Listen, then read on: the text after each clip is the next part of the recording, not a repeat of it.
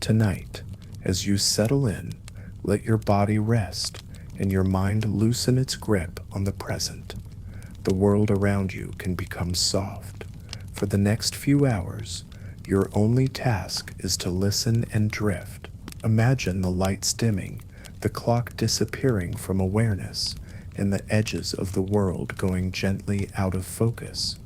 We are going back in time, not to the dramatic medieval era of battles and thrones, but to something stranger, something quieter, a world of rules. Rules that shaped daily life. Rules that linger today, even when we no longer remember why.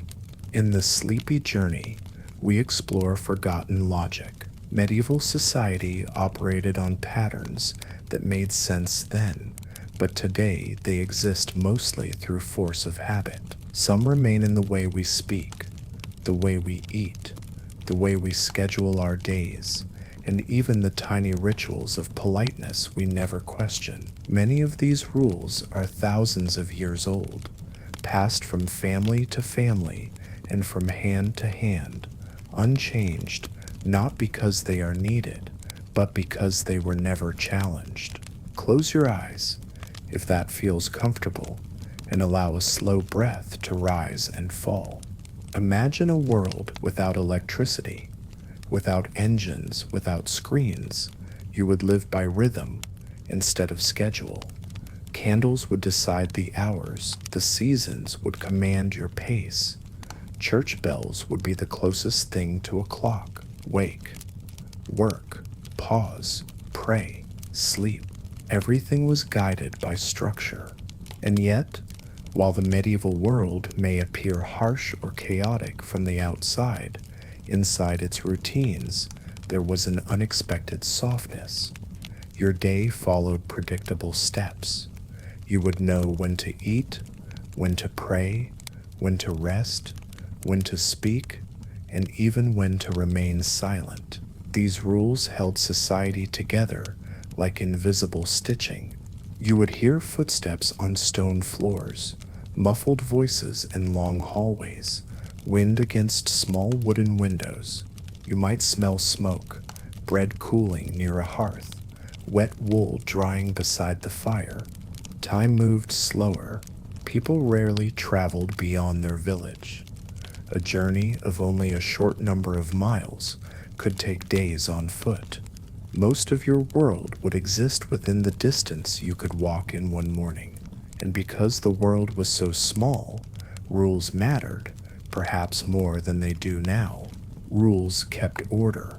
Rules defined belonging. Rules promised structure in an unpredictable world. Through these next hours, we will examine rules that still guide our behavior today, some without us noticing.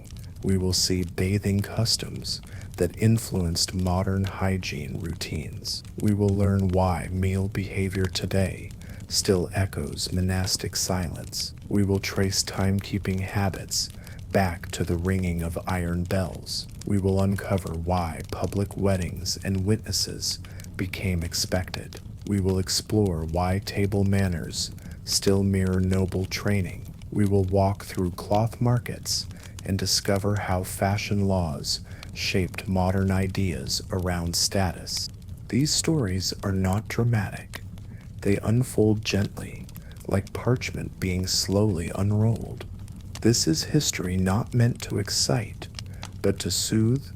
While you listen, you may picture yourself in different settings, in a medieval kitchen warmed by a wood fire, in a cloister garden where footsteps echo under arched stone corridors, in a village square where the smell of straw mixes with the distant aroma of roasting grains.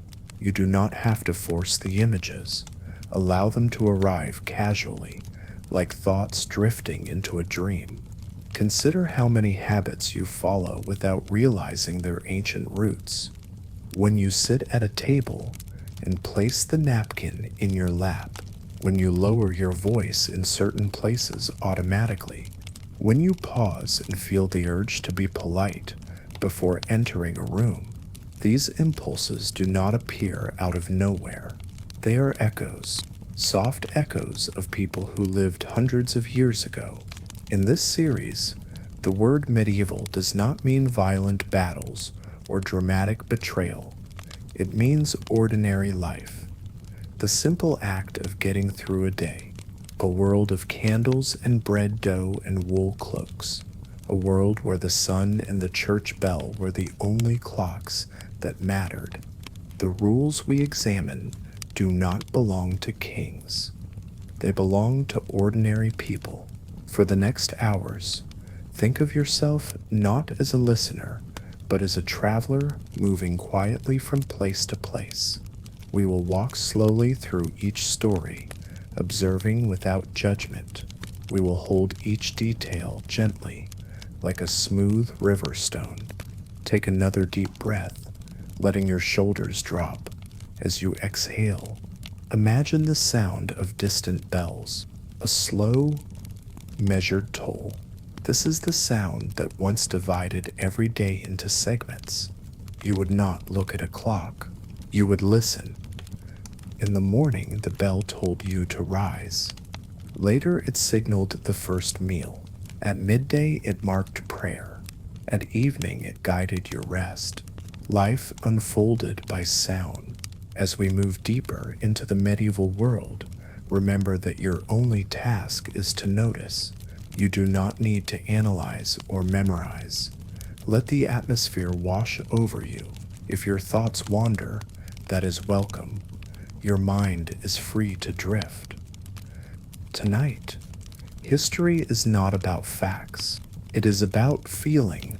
It is about slipping quietly into a forgotten rhythm. Allow yourself to be carried. And now, settle in. Take a slow breath and let yourself ease into the rhythm of this story. This is not a tale of battle or drama. It is a quiet walk through a world that once existed, shaped by routines that feel almost unbelievable today. Tonight we step into the early medieval world, where bathing was not a daily ritual, but something suspicious, unsettling, even feared. In the modern world, we think of bathing as refreshing, cleansing, natural. Warm water means comfort and calm. But centuries ago, water was not trusted. A bath was not seen as a path to health. It was a doorway to danger. Let us walk slowly into that world. Picture an early morning. You rise before the sun. The air is cool, edged with mist that has not yet lifted from the ground. Your home is small, made of timber and packed earth, with smoke lingering from the hearth fire that burned through the night.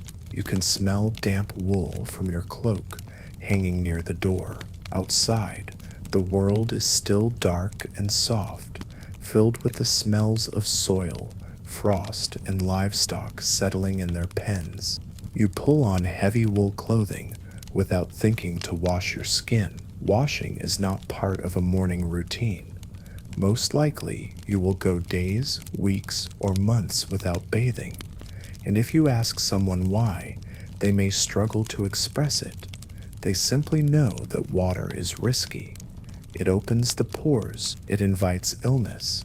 This belief is baked into culture, into medicine, into religion, into fear. Sit with that for a moment. Feel how deeply habits can root themselves into a society. We wash because it feels right. They avoided washing because it felt dangerous. To understand their fear, we need to enter their world gently. In the medieval landscape, dirt was not the enemy. Water was. Imagine walking to the village river. It is narrow, shallow, and cold. The surface looks calm, but the villagers know that beneath it lies sickness. They do not understand germs. They do not have microscopes. They have only experience, and experience has taught them that after certain people bathe, illness appears, a fever, a chill, a sickness that spreads quickly through families. To them, the water causes the sickness. To them, this is logic. Bathing opens the body. Water carries poison. Across Europe, people believed that heated water expanded the pores, leaving a person vulnerable to bad air and harmful spirits. Doctors of the time, trained in ancient humoral theory, explained that the body was governed by four fluids. A healthy person stayed in balance. Any sudden shift, including a bath, could disrupt that balance. Imagine the warning spoken in a low voice, perhaps from a healer or a wise elder. Water confuses the humors. Heat trickles into the body. Invisible forces slip inside. In a world without science, caution feels like safety. People avoided deep bathing, choosing instead to rub their skin with linen cloths or scrape dirt from their bodies with tools. A quick rinse of the hands and face might happen, but anything more than that was rare for most. The idea of submerging the entire body in warm water was almost unthinkable. Yet, there is a quieter, softer side to this story, because not every medieval person avoided bathing entirely. In some places, especially in towns influenced by Roman ruins or later by contact with Eastern cultures, bathhouses existed. They were places of warmth, steam, and social mingling. The air would be filled with candlelight and echoing voices. People shared food, gossip, medicine. Bathing was a social ritual, not a private one. Picture a small stone bathhouse. Wooden buckets hang on hooks near the door. Water sits in large tubs, heated by fire. When someone enters, steam rolls across the surface like a silky veil. The sound of water brushing against wood seems almost like breathing. But even in these places, mistrust lingers. People might bathe only a few times each year, often associated with special times, such as preparing for marriage or observing important religious holidays. Bathhouses existed, but the belief remained. Bathing is not something you do without reason. As we continue our quiet walk, imagine nighttime settling over a village. Smoke drifts from chimneys. A low light flickers through shuttered windows. People sit close to the fire, sharing bread and broth in earthen bowls. If someone coughs or shows signs of illness, there are whispers that they may have bathed too recently. Rainwater might have touched their head. A river might have washed away their protection. There is fear in the unknown, but also a strange, fragile hope that by following rules, one could stay safe. The idea that water carried spiritual or physical risk shaped nearly every aspect of daily life. People believed disease came through corrupted air, carried by foul smells, not microbes. Baths, which allowed the skin to absorb air more readily, made a person receptive to illness, so clothing was seen as protection. Layers of wool acted as a barrier between the body and the unseen forces of sickness. Imagine waking up in winter. The air in your home is so cold that your breath forms faint clouds. The water in a bucket is frozen solid. The thought of removing your clothing and stepping into water that is either freezing or scalding sounds unbearable. The discomfort alone discourages bathing. Comfort, fear, and custom all point in the same direction. Better to stay dry. Better to stay warm. Better to stay clothed. The church added its weight to these beliefs. Religious leaders taught that caring too much about the body was vanity. Cleanliness was good. Pride was not. They encouraged spiritual purity over physical purity, focusing on confession, worship, and obedience. Bathing could be associated with pleasure, especially if bathhouses allowed mixed company. Pleasure invited sin, and sin invited danger far greater than illness. Imagine a sermon in a small stone chapel.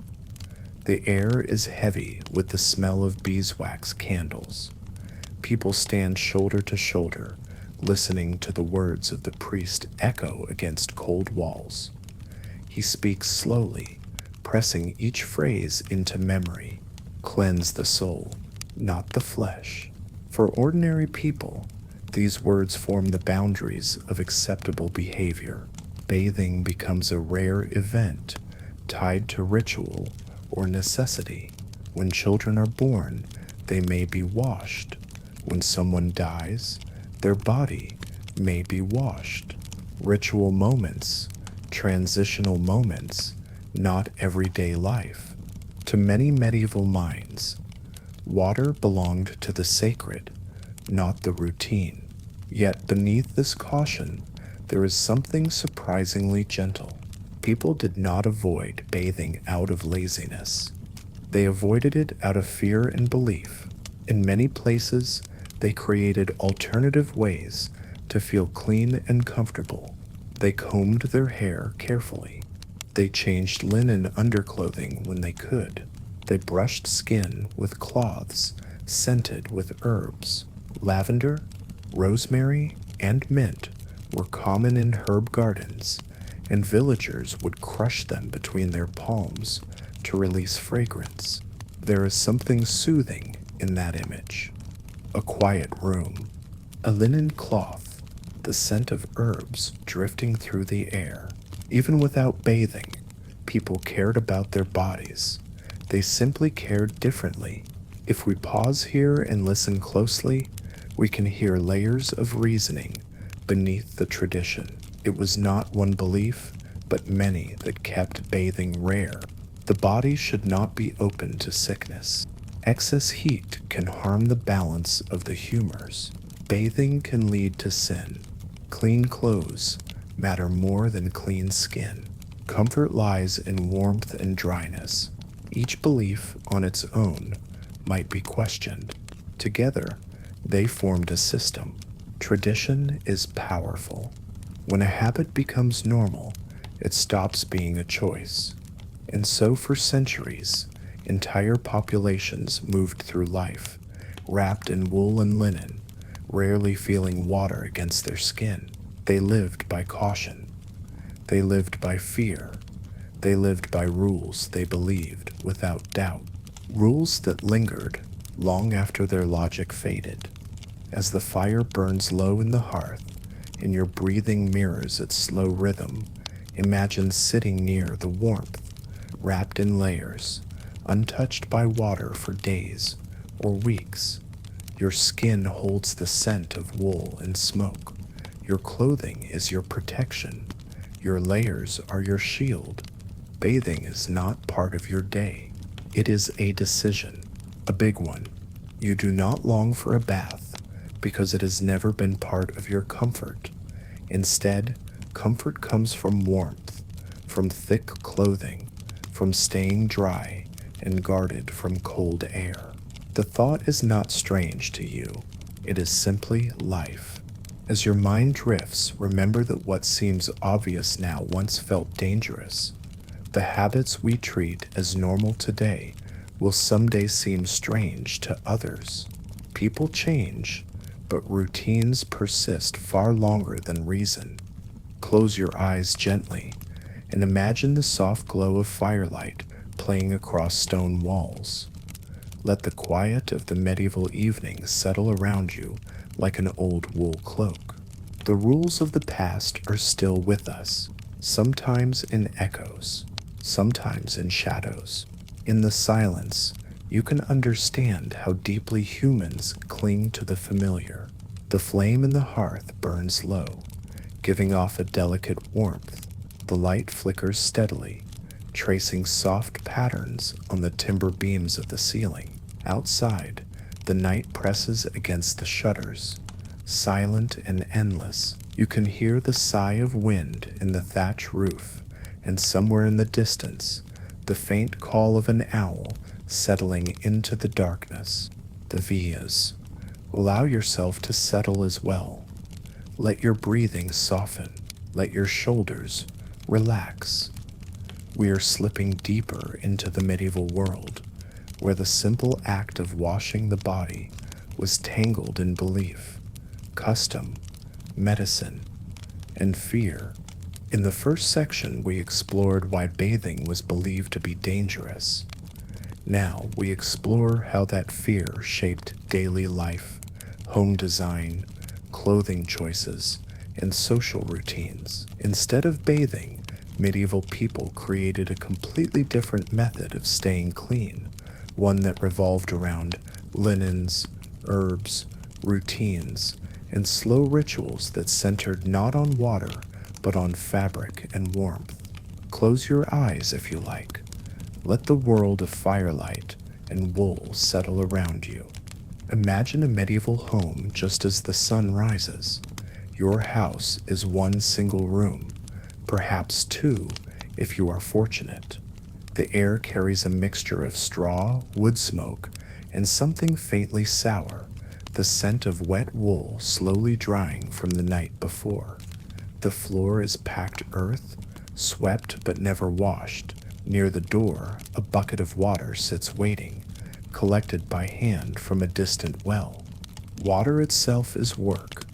It has weight and must be carried. That bucket represents time and effort.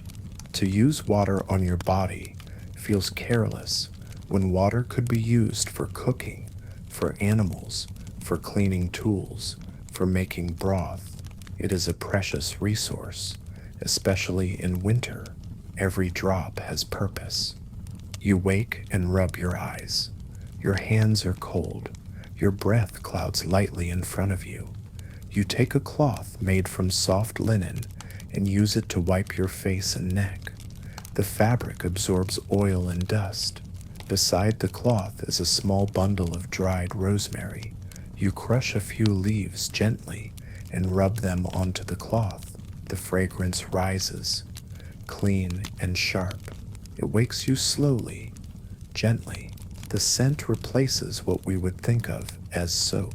A simple ritual replaces bathing. The body is not submerged. The skin is not exposed. Only the cloth touches the surface. Linen is treasured. Clothing is wealth. Under layers, especially those made from linen, are washed more frequently than the body beneath them. In fact, medieval people believed that the body became clean when the linen collected the dirt. The cloth absorbed what the skin released. Clean skin did not mean water. Clean skin meant fresh linen. And so you owned several layers, and then you'd add thin linen shift next to your skin, wool over that, and sometimes a second wool layer in colder seasons. You maintain cleanliness by changing what touches the body instead of washing the skin itself. Imagine the comfort of that. Warmth from the inside out, a cocoon of fabric would shield against the cold and the unknown. If someone asked a medieval person how often they bathed, they might respond not with a number, but with confusion. The question would not make sense. Bathing was an event, not a routine. Let us walk to the common well. You carry a wooden bucket and a rope. The well is ringed by uneven stones. You lower the bucket and hear the splash. The rope rubs against the stone edge. Water slowly rises as you haul it up. The bucket feels heavy before it even reaches your knees. Every drop costs energy. You will use part of this water for cooking. Another part is reserved for animals. The little will be used to wash hands before meals. There is no thought of filling a large tub. The idea feels wasteful. In this world, water is not a pleasant immersion. It is cold. It takes work. It dries your hands. It chills your bones. It steals heat from your body. Heat is expensive. Firewood must be chopped or gathered. another labor that consumes long hours. Every household decision must be weighed: eat or bathe, warmth or water, comfort or risk. This is not neglect, it is logic. Imagine a noble household instead. Wealth changes everything. Nobles sometimes have the luxury of warm water and servants to heat it. Their homes are larger. Some even have special rooms dedicated to washing. Yet even in noble life, bathing is not frequent. It is reserved for rare occasions, such as preparing for holidays or visits from important guests. In noble estates, you may find scents drifting through the bath chamber: lavender, sage, crackling branches of juniper. Servants heat water over fires, carrying it in buckets to fill large wooden tubs banded with iron. The process takes hours. The water cools quickly. The world beyond the bath is cold and drafty. The noble might sink into warm water, feeling the rare pleasure of heat against bare skin. Steam rises from the tub. A servant pours warm water along the spine. It feels exquisite, fleeting, almost dreamlike. Yet even in this moment of luxury, fear lingers. Bathing opens the pores. Illness enters unseen. For many, the warmth is followed not by relaxation, but by anxiety. They bundle themselves in heavy linens the moment the bath ends, sometimes even climbing into bed to keep from chilling. They remain covered until morning. Even privilege does not erase belief. Let us leave noble estates behind and visit a bathhouse in a medieval town. A bathhouse is warm, humid, and noisy. It smells of damp wood, herbs, and heated stones. Steam gathers near the beams and drips down along the walls. People sit in large tubs or shallow pools. There is laughter, chatter, shared gossip. Bathhouses are social, communal, and sometimes associated with pleasure. For that very reason, bathhouses become targets of moral caution. The church warns that shared bathing encourages sin. Medical writers warn that the heat weakens the body. Mothers whisper that sickness follows contact with strangers. And slowly, over the years, bathing slips from acceptable habit to anxious indulgence. One belief, one rule, one warning at a time. The fear of bathing also arises from the natural world. Rivers cannot be controlled. Rain cannot be predicted. Floods destroy villages. Water brings death as easily as life. If a child falls into a river and becomes ill afterward, the community links the two events. If a family bathes in warm water and later suffers a fever, the bath is blamed. Belief is shaped not by science, but by experience, and experience can mislead. Imagine sitting beside a river.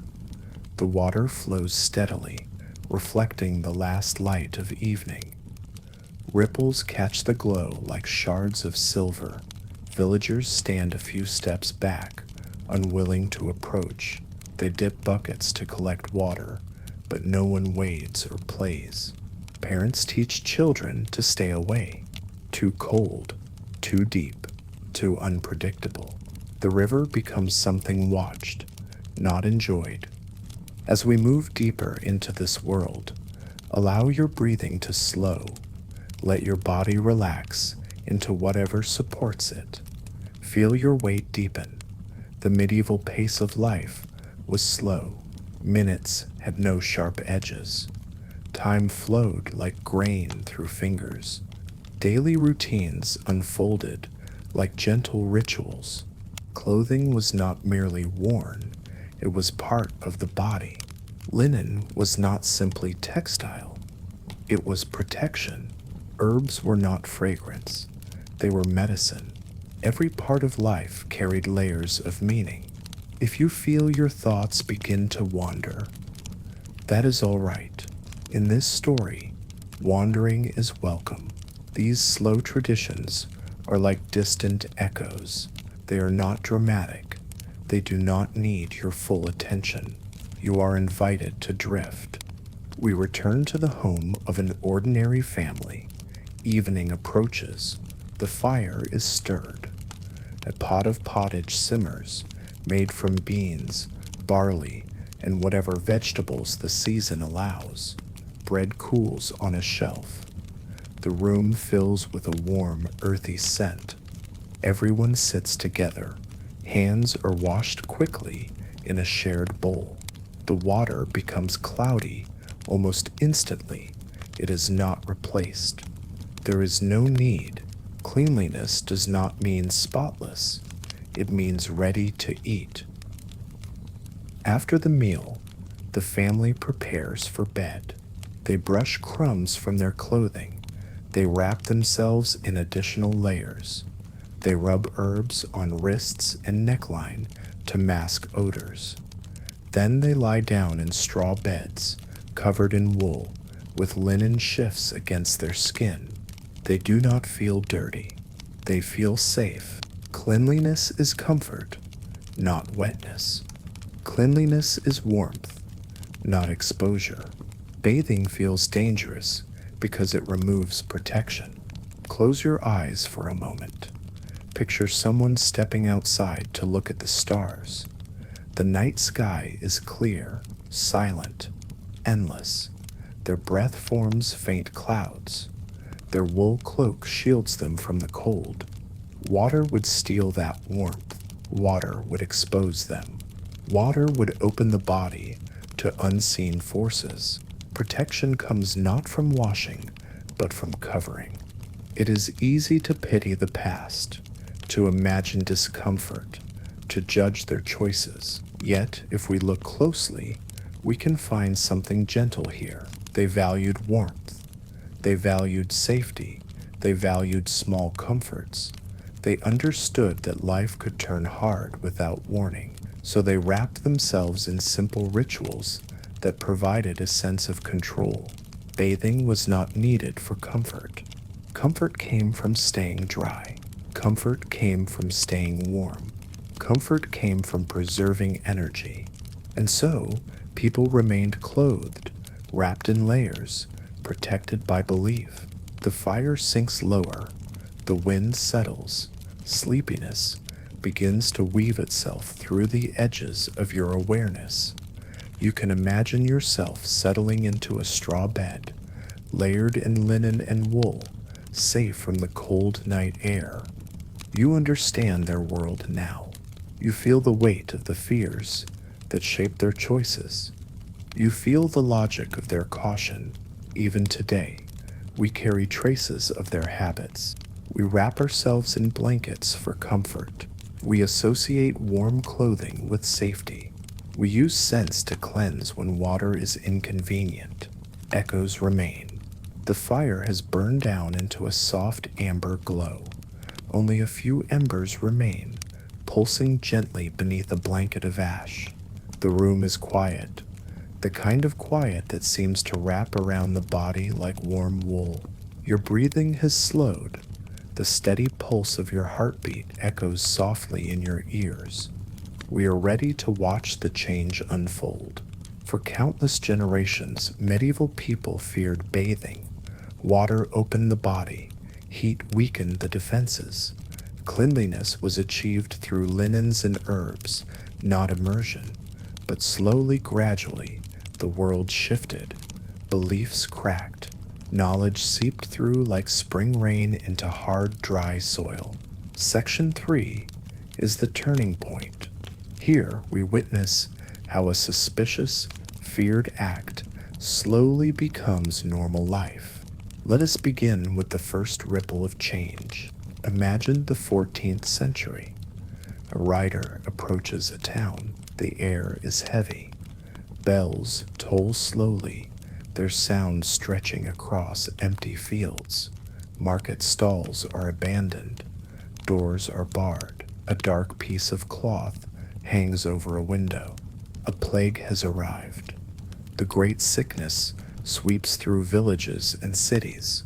Fever burns through entire households. Physicians, desperate to explain the disaster, search old texts for answers. They cling to ancient medicine, convinced that disease travels through poison carried on the air. They believe foul odors, called miasma, cause sickness.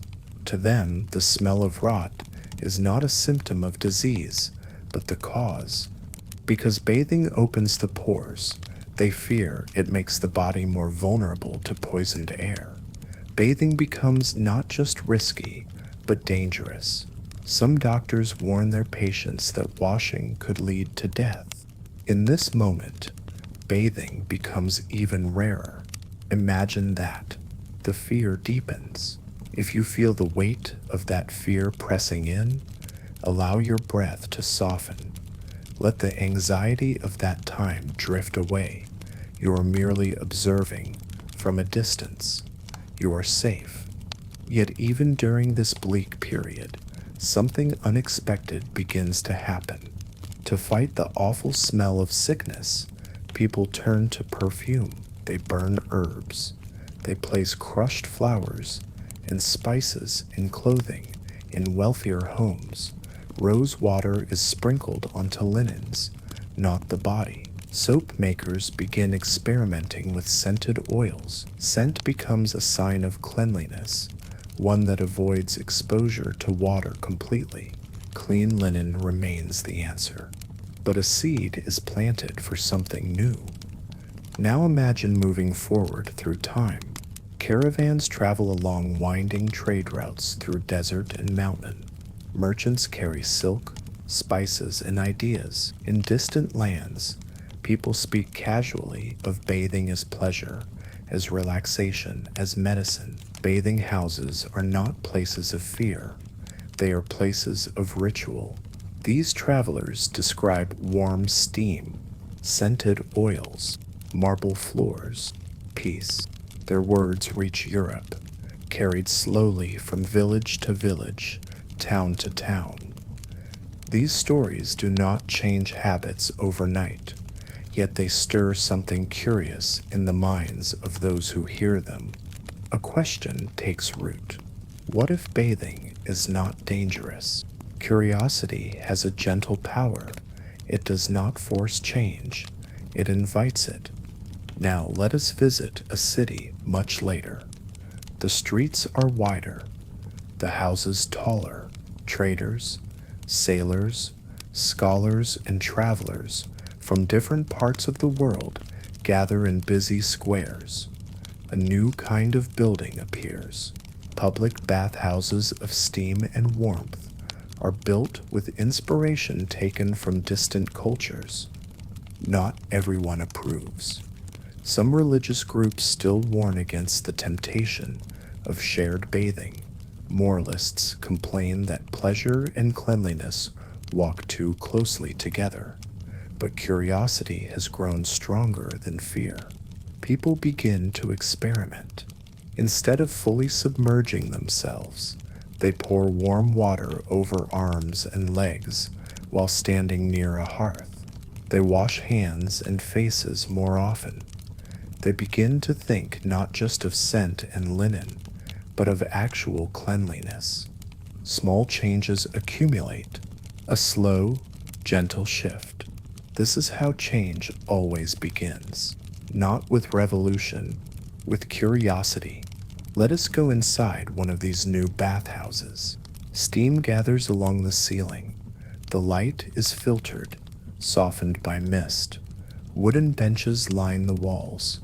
A large copper basin holds water that reflects candlelight.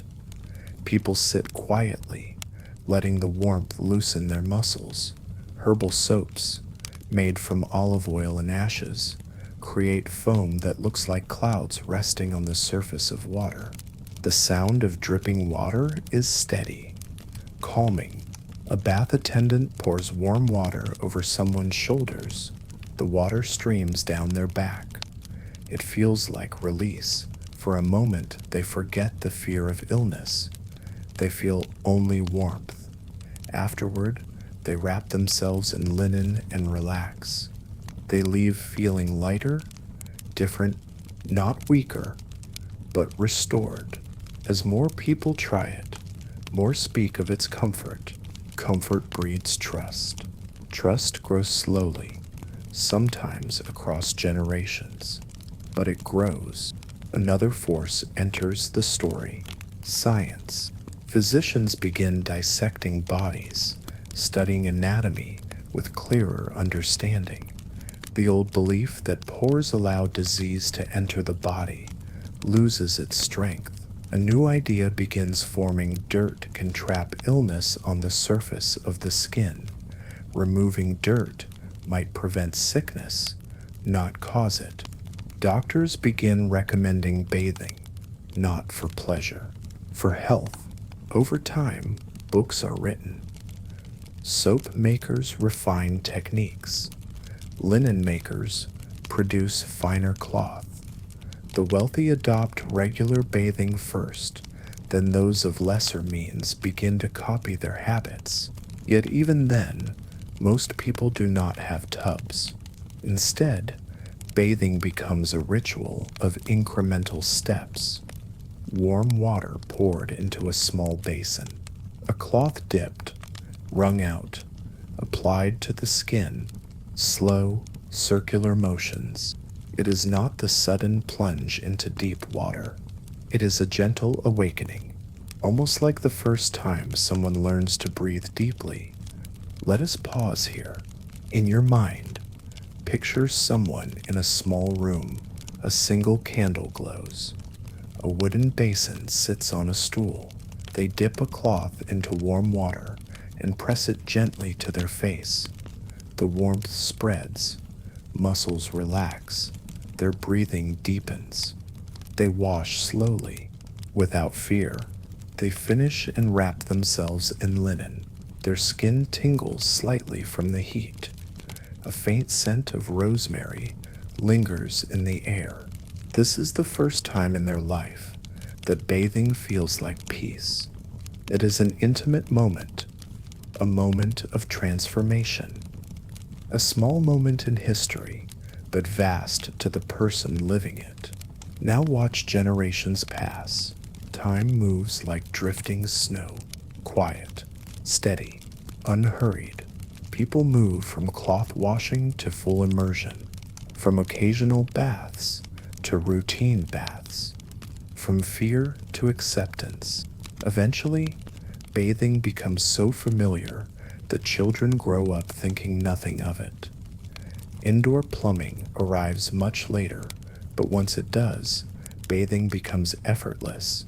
Instead of hauling water or heating cauldrons, water flows from pipes. Warmth is controlled by the turn of a handle. For the first time in much of history, bathing requires no labor. The belief that bathing is dangerous fades almost overnight, not because it was disproven, because something easier and better replaced it. This is the pattern of humanity. We do not abandon old habits by logic.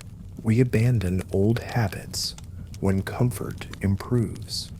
Today, bathing means many things: warmth, solitude, comfort, relief, renewal. We bathe to soothe muscles. We bathe to ease breathing. We bathe to calm our minds. The act that was once feared is now associated with peace. When you step into a warm bath or shower, you are experiencing a deep release that medieval families could not imagine. The ease of warm water touching the skin is a modern luxury shaped by generations of fear, resistance, curiosity, and change. The rules that once defined daily life have loosened, but their shadows remain. We still associate certain rituals with warmth and safety. We still wrap ourselves in layers to find comfort. We still find emotional peace in warmth. Echoes of the medieval world linger in the most ordinary places. the softness of a towel, the comfort of warm clothing, the instinct to seek warmth when we feel unwell. Beliefs transform, but sensations endure. As this story draws to a close, let your mind rest on a final image. Somewhere in the medieval world, a person dips a cloth into warm water. They press it gently against their skin. For the first time, instead of fear, they feel comfort. They do not know that centuries later, bathing will be seen as a daily ceremony of self-care. They only know that in that moment, water feels kind. And that moment is enough. The morning begins quietly. Imagine a long wooden table, polished smooth by years of use. The grain of the wood has been softened by countless hands, countless sleeves brushing past it, countless meals shared in reverent stillness. Outside the window, a faint mist hangs over a cloister courtyard. The grass is damp with dew. The world has not yet fully awakened. In this story, silence is not an accident. It is a rule. For many medieval communities, especially in monasteries and later throughout noble culture, silence during meals was not a preference. It was an expectation. Voices did not mingle with the clatter of spoons.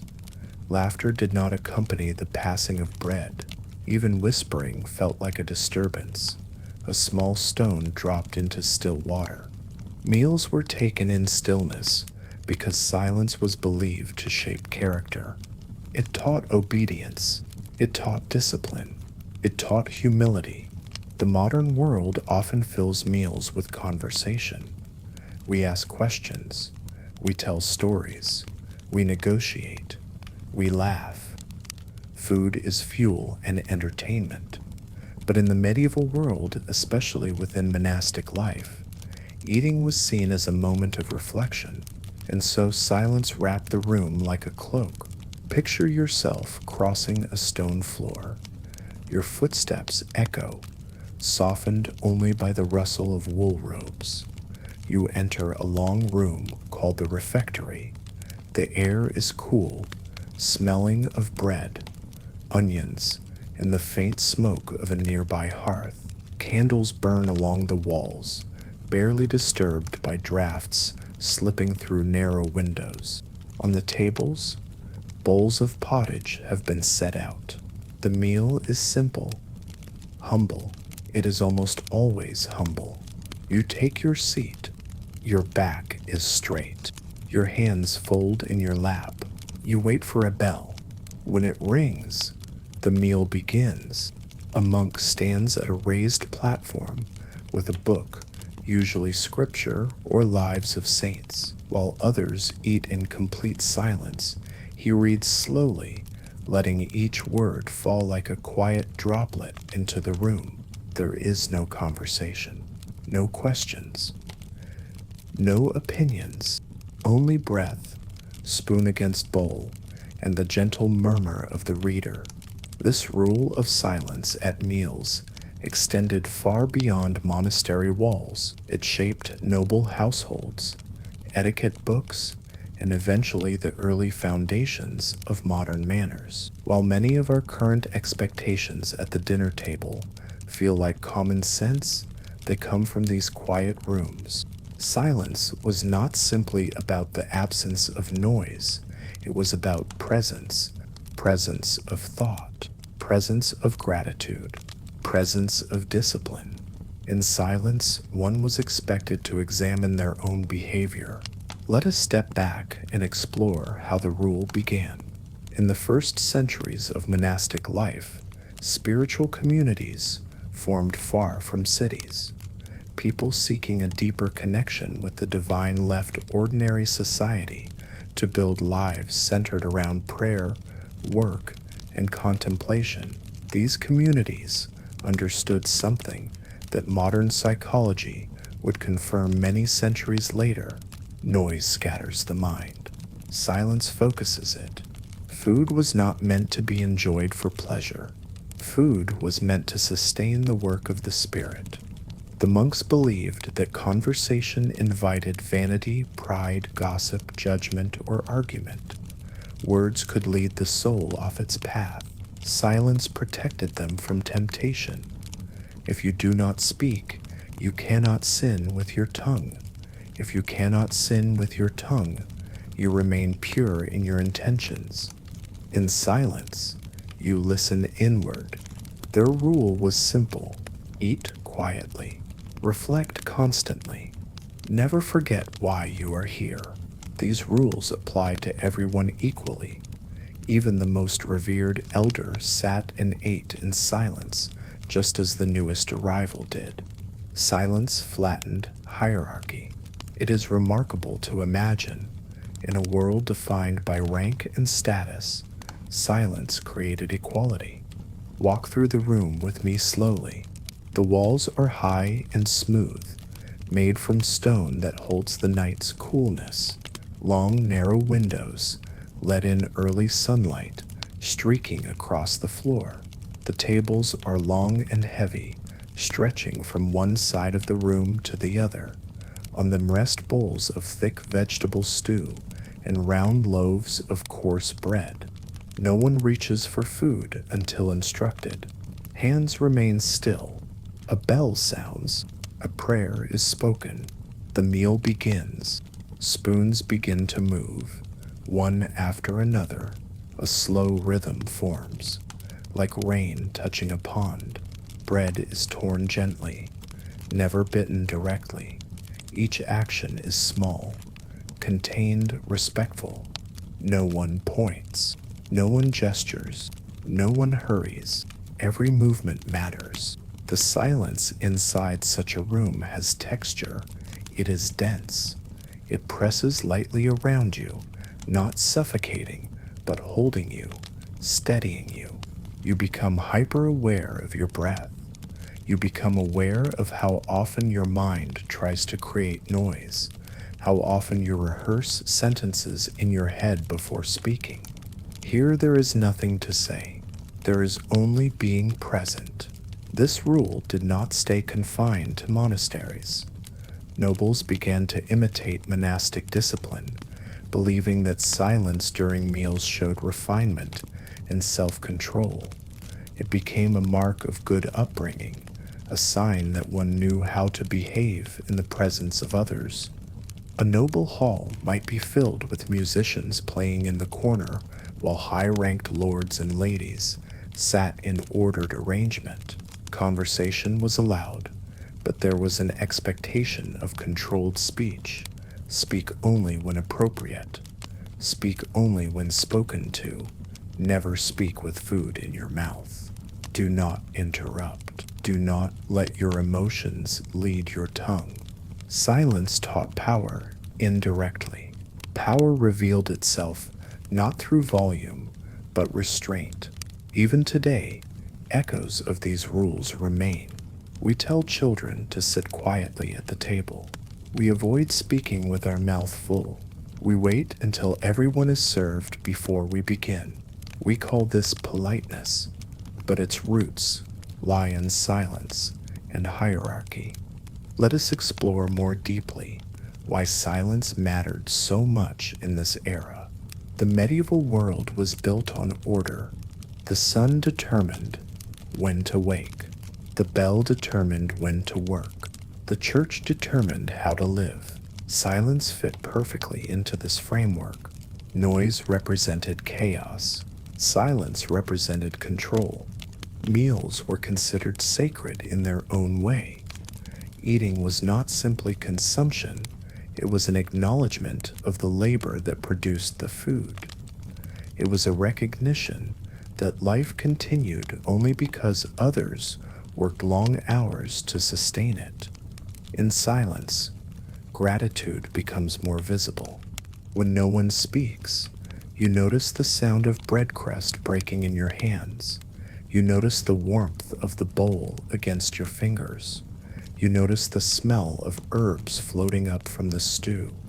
You notice the simple miracle that you have food at all.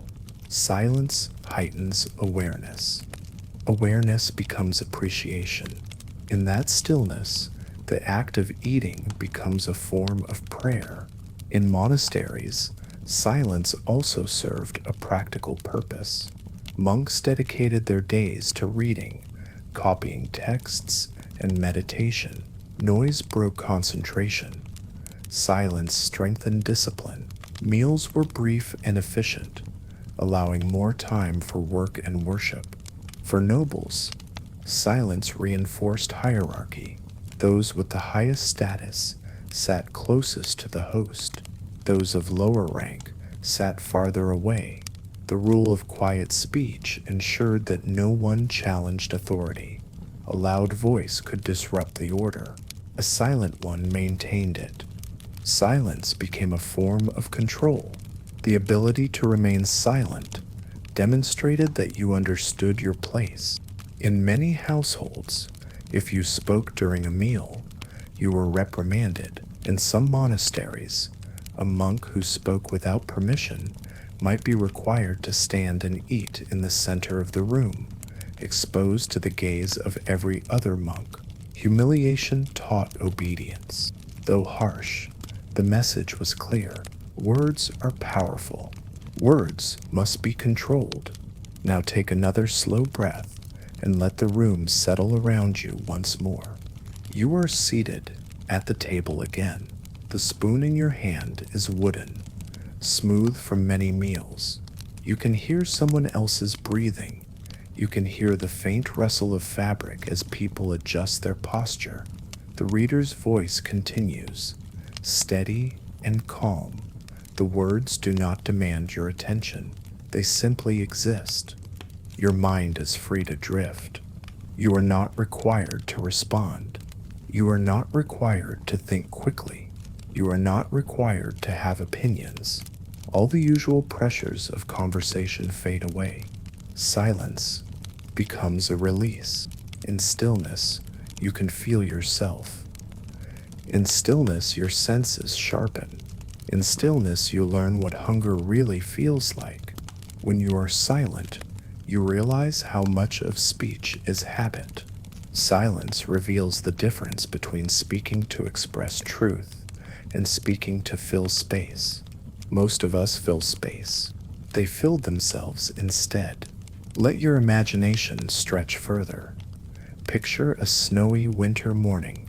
The world outside the refectory is white and muted. Snowflakes cling to the edges of the window frame, melting slightly where the stone holds warmth. Inside, the room smells of apples stored in barrels and cabbages harvested before frost. The pottage has simmered for hours, thick and hearty, meant to sustain the work of the day.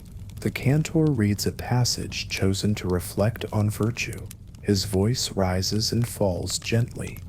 You bring a spoon to your lips. The warmth fills your chest. Your shoulders relax. You begin to understand. Silence does not mean emptiness. Silence means attention. Silence means gratitude. And through repeated meals, day after day, season after season, the lesson becomes deeper. Silence teaches you how to listen to yourself. Even beyond monasteries, the rule of silence filtered into ordinary homes.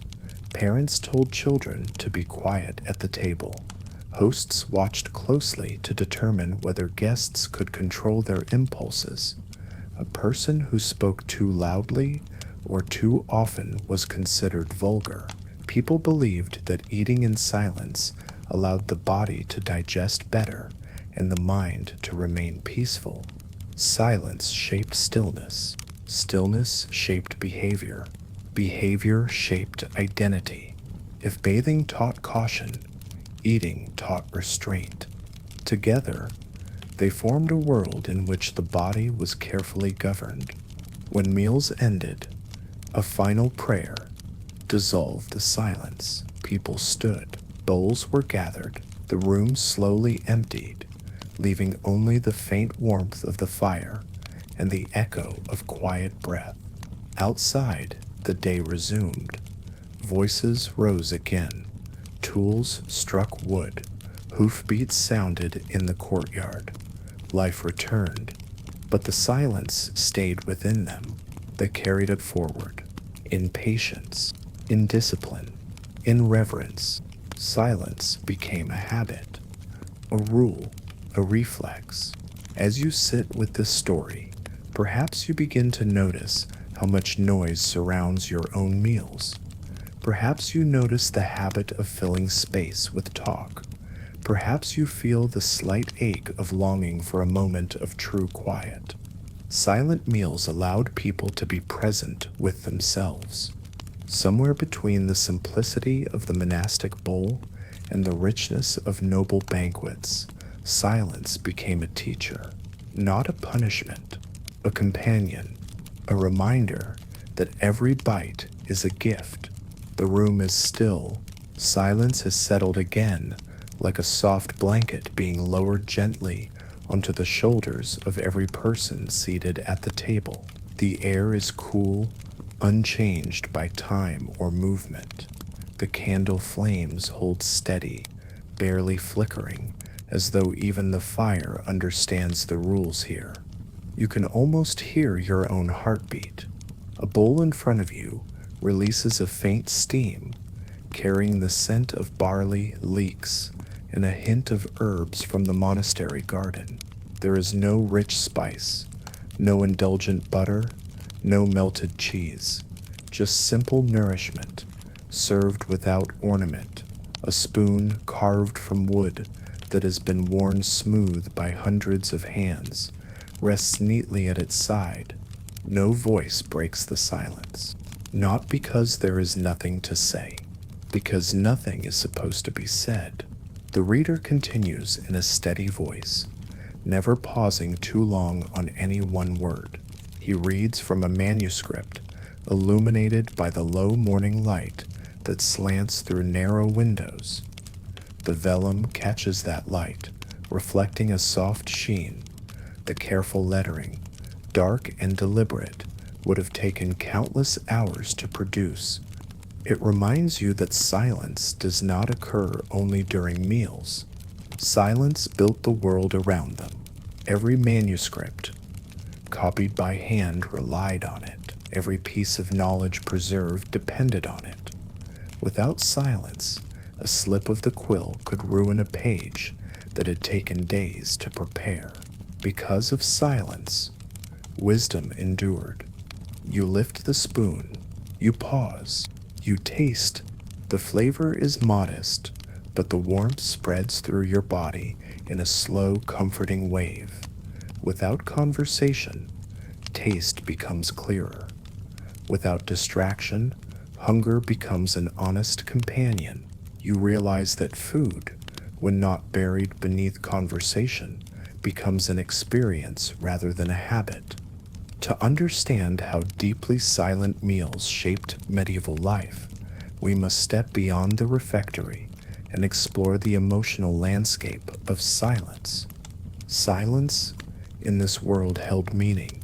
A person who spoke too often revealed impulsiveness.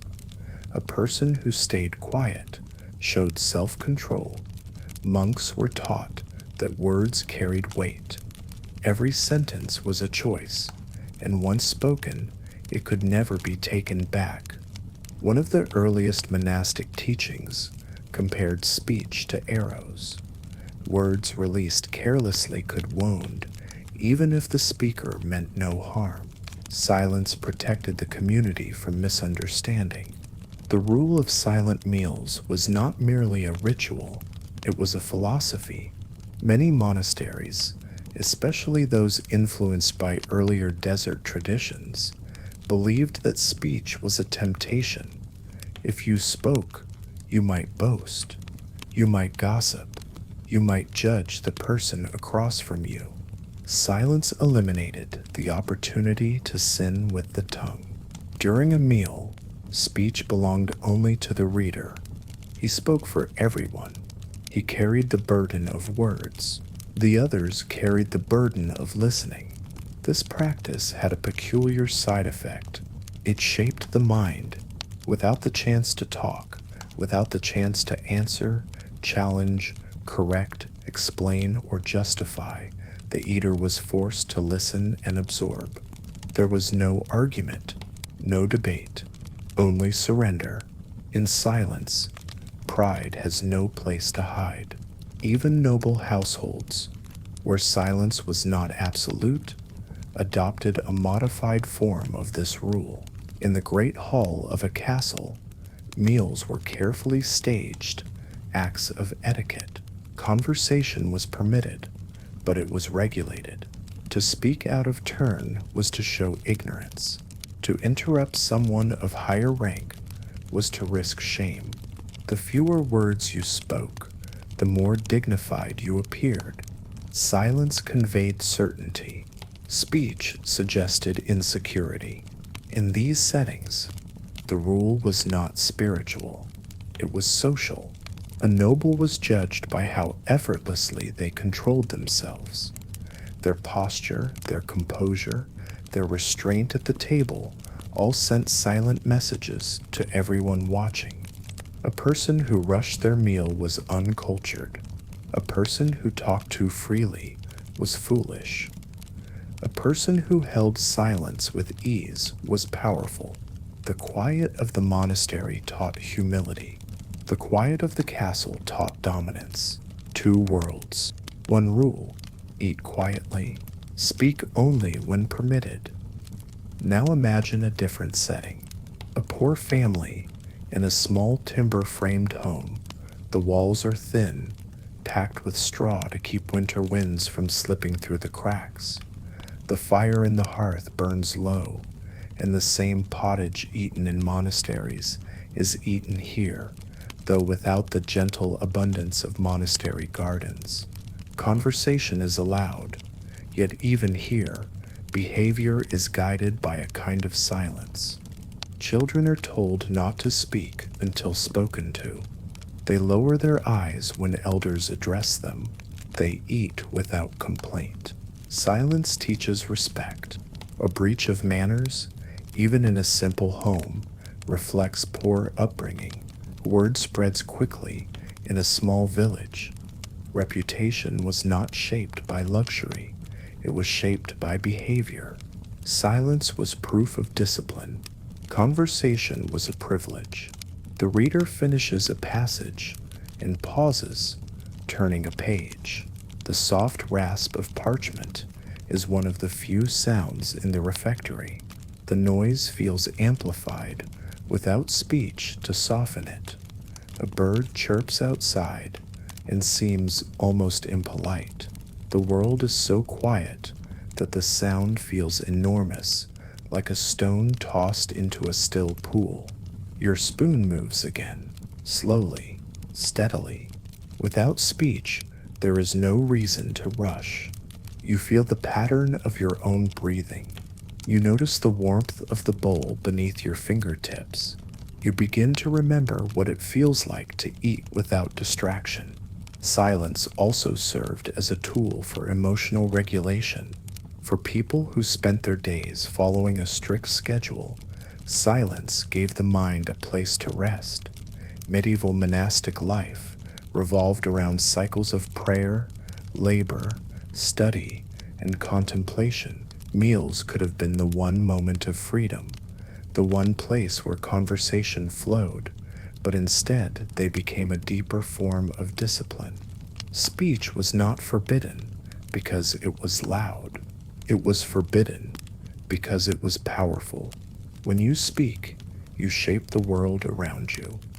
When you remain silent, you allow the world to shape you. This surrender helped monks reach a state of humility. They stopped thinking about how they appeared to others. They stopped performing.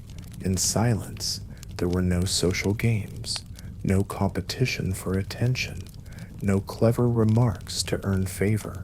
There was only presence. The silence itself became a teacher. It whispered, "You do not need to add something to every moment. You are enough as you are." Centuries later, when etiquette books emerged to guide noble behavior, the influence of silent meals was unmistakable. These books instructed, speak softly, Chew quietly. Keep your eyes lowered. Do not dominate the conversation. Even in settings where talking was allowed, silence was still a sign of refinement. The most successful members of noble courts were not those who spoke constantly, but those who observed before speaking. Silence became a symbol of intelligence. People believed a silent person listened more deeply. They believed a silent person thought before acting. They believed a silent person revealed only what was necessary. The rule of silence shaped identity. You were what you did not say. Let us linger in the refectory again. The meal is nearly finished. The bowls are emptier now, though not scraped clean. Leaving a little behind shows that you are not ruled by appetite. To take every last bit would suggest greed. Hunger is not meant to control you. Appetite is not meant to speak louder than discipline. The reader closes the book. A final prayer drifts through the stillness. All at once, as though carried by a shared breath, every person in the room rests their spoon on the table at the same moment. The soft chorus of wood meeting wood is the first sound you have heard from another person since the beginning of the meal. It is strangely moving. Slowly, everyone rises. No one rushes. No one speaks. You leave the room the same way you entered it, in silence. Outside, the air feels different. The world feels different. You carry a sense of peace that is not fragile, but surprisingly steady. The discipline of silence shapes your inner landscape. Your thoughts move more slowly. Your awareness feels expanded. You notice details that would ordinarily slip past you. A bird calls from the cloister. Wind stirs the leaves. Somewhere, a distant bell rings. For the moment, all of it feels like part of the same quiet world. Silence reshaped behavior. Behavior reshaped identity. Identity reshaped culture. That single rule governed monasteries, noble households, and ordinary homes. It lingered in the expectations that families passed down. It whispered through generations that still believe in manners, humility, respect, order. Even now, children are taught to sit still at the table. Even now, speaking with a mouth full of food is considered rude. Even now, eating too quickly or too loudly is frowned upon. The medieval rule remains woven into our daily lives. We rarely question where it came from. We simply obey it. Perhaps silence still holds power. Perhaps silence still teaches. The silence does not follow you only in the refectory. As you leave the dining hall, the cool air of the cloister corridor wraps around you. The stone beneath your feet has been smoothed by centuries of footsteps. The arches rise in a quiet sweep overhead. Each arch casts a soft shade upon the walkway, an alternating pattern of light and shadow that moves with the slow passing of the sun. The meal has ended, yet the silence still lingers. It clings to you like a faint scent of warm bread and herbs. It settles into the hollow places of your thoughts. It shapes your breathing. It is more than the absence of sound. It is a presence. Meals in silence were not simply rules. They were training, training for the mind, training for the senses, training for the spirit. In a world that valued obedience, faith, and duty more than personal comfort, silent meals became a kind of architecture for the soul. Words could not be wasted. Thoughts could not scatter. Attention had to bend inward like a candle flame sheltered from the wind. Even now, as you walk, the silence remains with you. You are no longer eating. You are reflecting. Silence in the dining hall, was only one part of a greater discipline. In many monastic orders, silence accompanied the monks through their entire day. Meals were the heart of that practice, but the quiet branched into every hour like the spokes of a wheel.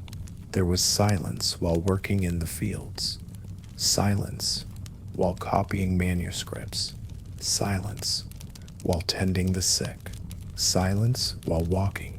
The goal was not control alone, it was purification. The belief was simple. A silent person can hear what matters. With no words to distract, the inner world becomes audible. Thoughts that are usually drowned beneath chatter begin to take shape. Questions rise that are not easy to answer. What am I doing? What am I becoming? What do I value? In stillness, one cannot hide from oneself. Many monks described silence as a mirror. Without words, the mind finally reveals what it has been avoiding. Silence also shaped the emotional relationships within the community. Imagine working shoulder to shoulder with the same people every day, sharing every meal, yet rarely speaking. The bond that formed was not verbal. It did not rely on assurances, compliments, or shared stories. It existed through presence. When you eat in silence beside someone, you learn them differently. You notice how they hold themselves. You notice how slowly or quickly they breathe. You notice what they avoid and what they allow. You learn to sense another person without sound. In silence, the ego softens. Pride has less space to grow. You do not speak to impress. You do not speak to dominate. You do not speak to be seen. You exist, and others exist with you. It is a strange form of intimacy. It is quiet, but deep. The silence of meals also created contrast. When the rare moment arrived where speech was permitted, it felt radiant. Words felt precious. Just a few sentences could seem like a feast. Laughter felt like walking into sunlight after days of cloudy weather. Imagine finishing a long work detail in the orchards. The sun hangs low, golden against the trees. The air smells like crushed leaves. A monk beside you offers a single sentence. The apples will be ready tomorrow. Just a single line. Yet after hours of silence, it is enough to make you smile. Speech carried weight because silence had shaped it. Words became deliberate. Words became gifts. Even disagreements changed. Without constant speech, frustration did not have quick release. There was time to sit with emotion and reflect before expression. There was time to cool anger, to soften harshness, to consider the other person with patience. Silence created space between feeling and reaction. In that space, kindness had room to appear. In noble households, silence held a different power. There, meals were a stage. A silent diner appeared controlled, composed, dignified. A quiet person was not overlooked. They were observed. People watched the stillness, the restraint, and interpreted it as strength. At court, speaking too much was dangerous. Words traveled. Words were repeated. Words were twisted. A single careless remark could destroy a reputation or shift a favor. Silence became a form of strategy. A noble could rise, not by speaking, but by knowing when not to speak. A person who mastered silence mastered perception. Silence could imply mystery. Mystery implied importance.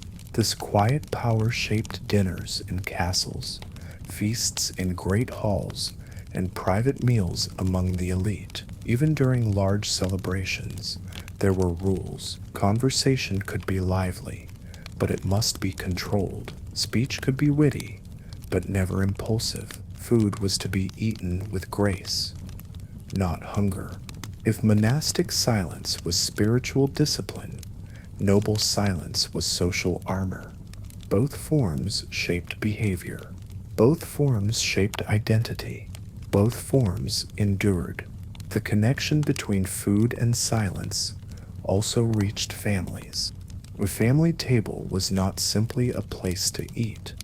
It was a place where children learned their role in society. Sitting quietly meant respect.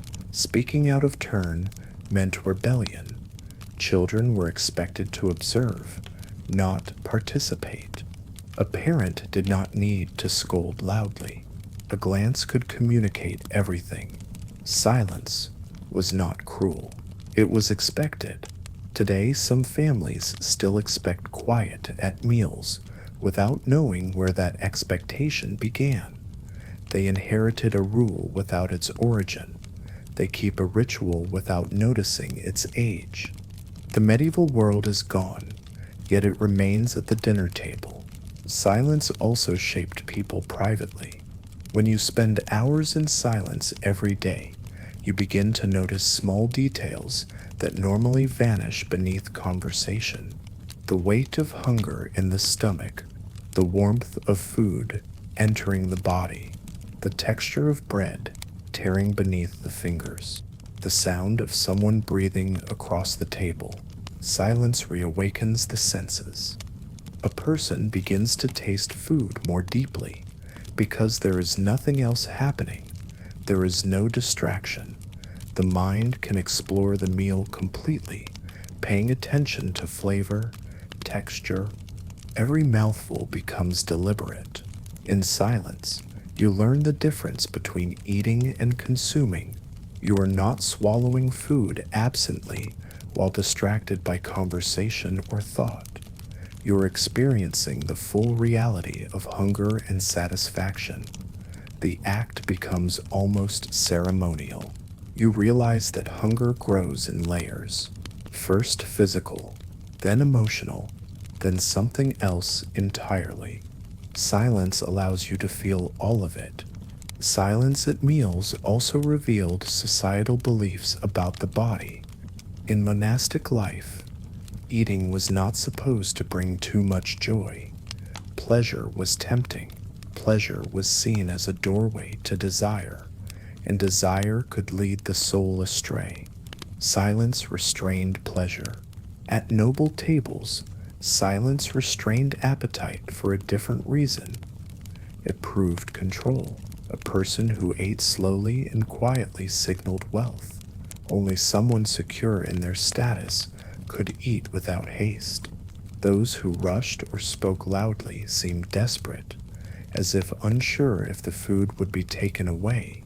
Silence became a symbol of abundance. The poorest might talk freely. Those with power did not need to. The influence of silent meals did not disappear. Centuries later, guides on etiquette still strengthen these same expectations. Even in modern times, echoes remain. We teach children not to speak with food in their mouth. We tell people to wait until everyone has been served. We instinctively lower our voices at certain tables. We call these habits polite. We seldom ask where they came from.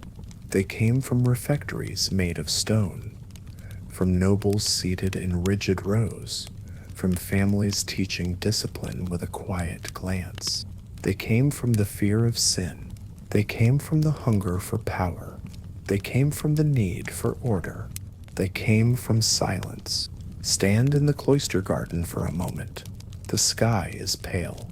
The air is cool. A breeze brushes the tops of herbs growing in narrow rows. Sage, mint, rosemary. The leaves tremble gently, releasing faint fragrance.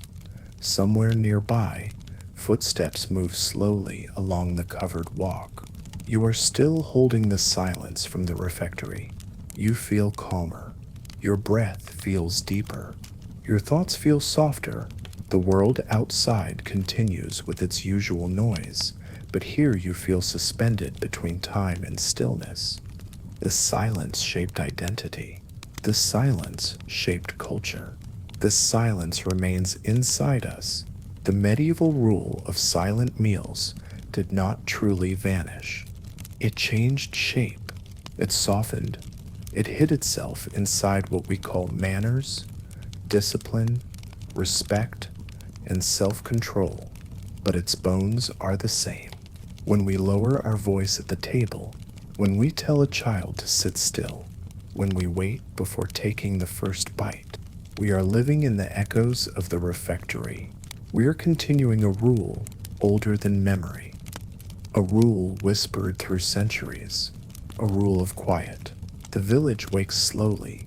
Mist curls through the narrow lanes as the morning light pushes gently against the rooftops of thatched houses.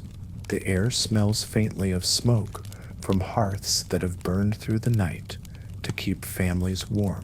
A rooster calls somewhere in the distance, not because it is trying to be helpful, but simply because it always has. In this moment, before the noise of work begins, there is a fragile quiet. The world seems to hold its breath.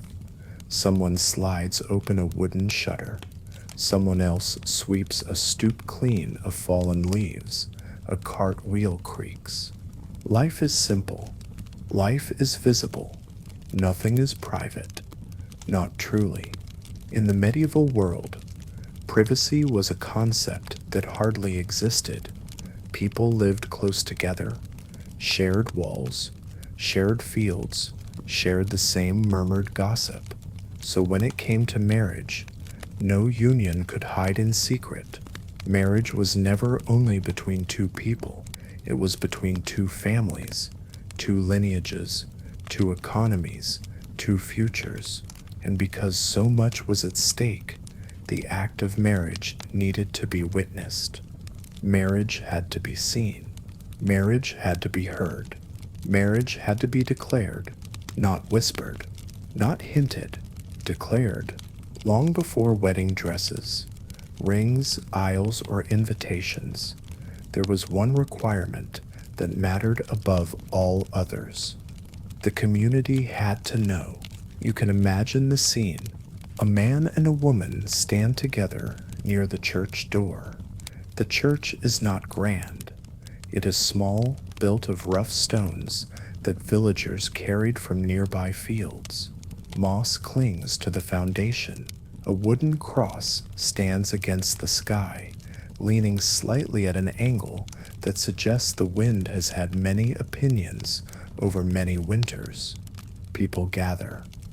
They do not sit. They stand in a loose semicircle, arms crossed, baskets resting on hips, tools still in their hands. Some hold quiet smiles. Others hold judgment. Children crane their necks for a better view. There is no sense of ceremony, no music, no procession, just witness. The priest stands with them, not inside the church, but at the threshold of it. The reminder, this event belongs to the community first, to the church second. The door remains open, but the couple remains outside, between two spaces, neither inside nor outside, between the secular world and the sacred one. The priest asks the couple to speak their vows aloud. I choose you, before God, before all of them, before the village that will not forget. The witnesses hear the promise. The witnesses remember it. Only then is the marriage considered real. Marriage required witnesses because marriage was binding, not just emotionally binding, but legally binding, economically binding, socially binding. If one tried to deny the marriage later, the village could confirm it. People themselves became proof. The memory of a crowd held the truth steadier than parchment ever could. For all our modern ideas about romance, medieval couples married for reasons far larger than affection. Marriage shaped land rights. It shaped inheritance. It shaped the future of a household. If a union could change who owned a field, who controlled a flock, who could inherit a cottage. It could not be allowed to happen in shadows. Marriage had to be witnessed because it had consequences. A secret marriage was dangerous. It could ruin a family. It could challenge property lines.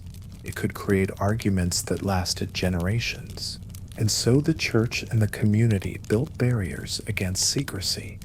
They created rules designed to make romance visible, undeniable, impossible to hide. One of those rules was called the bans. The bans were a public announcement. For 3 consecutive Sundays, the priest had to stand before the congregation and proclaim, "These two intend to marry. If anyone objects, speak now." Imagine hearing your name announced aloud, like that, your private intention made into public knowledge, your private commitment placed on display. 3 weeks of possibility for gossip to spread. 3 weeks of old grudges to wake. 3 weeks for someone to say no. The entire community became a witness not only to the marriage, but to the very intention of marriage. The bans did not protect love. They protected order. There is a quiet irony in all this. Today, love is considered personal, private, intimate. But in this older world, love was communal. Marriage was communal. You did not simply choose each other.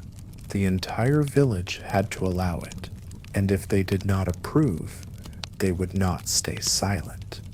Stories spread easily. Words flew from mouth to mouth faster than the wind.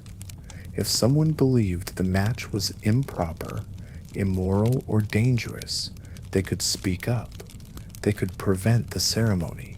They could demand that the couple wait, prove themselves, answer questions. A single whispered objection could stop everything. Witnesses were not only present to celebrate, they were present to judge. The world did not trust private promises. People trusted what could be seen. People trusted what could be heard. People trusted what others could confirm. Let us look more closely at the threshold where vows were spoken. Why the doorway? Why the boundary? Because the doorway symbolized transition. Outside was the world of daily life. Inside was the world of the sacred. Marriage existed in both, so the couple stood between 2 worlds, making a promise that reached into each. Their vows belonged partly to God and partly to the people.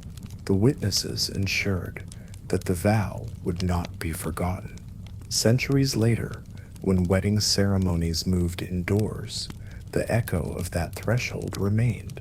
The idea that marriage must be seen and heard continued. We still gather, we still witness, we still speak vows aloud before others, even when we do not realize why. There was another reason vows had to be public. Those vows were spoken in simple words, not legal language, not ritual language.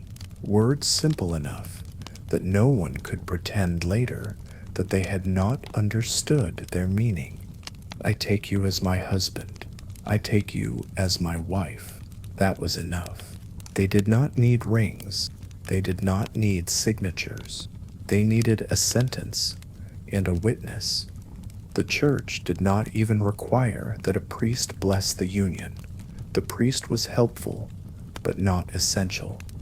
The essential element was consent spoken aloud in front of others. Marriage was born through speech and memory.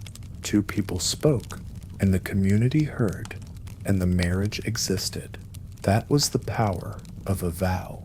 In a world without paper documents, without widespread literacy, human memory was the archive. Entire communities functioned as living record books.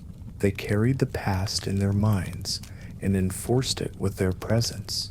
If a dispute arose later, if someone claimed that no marriage existed, if someone denied their spoken promise, the witnesses would step forward and say, "Yes, we were there." Human memory held more force than law. The wedding guests were not chosen for sentiment. They were selected strategically. If a dispute arose in court, witnesses could testify. Witnesses could recount the vows.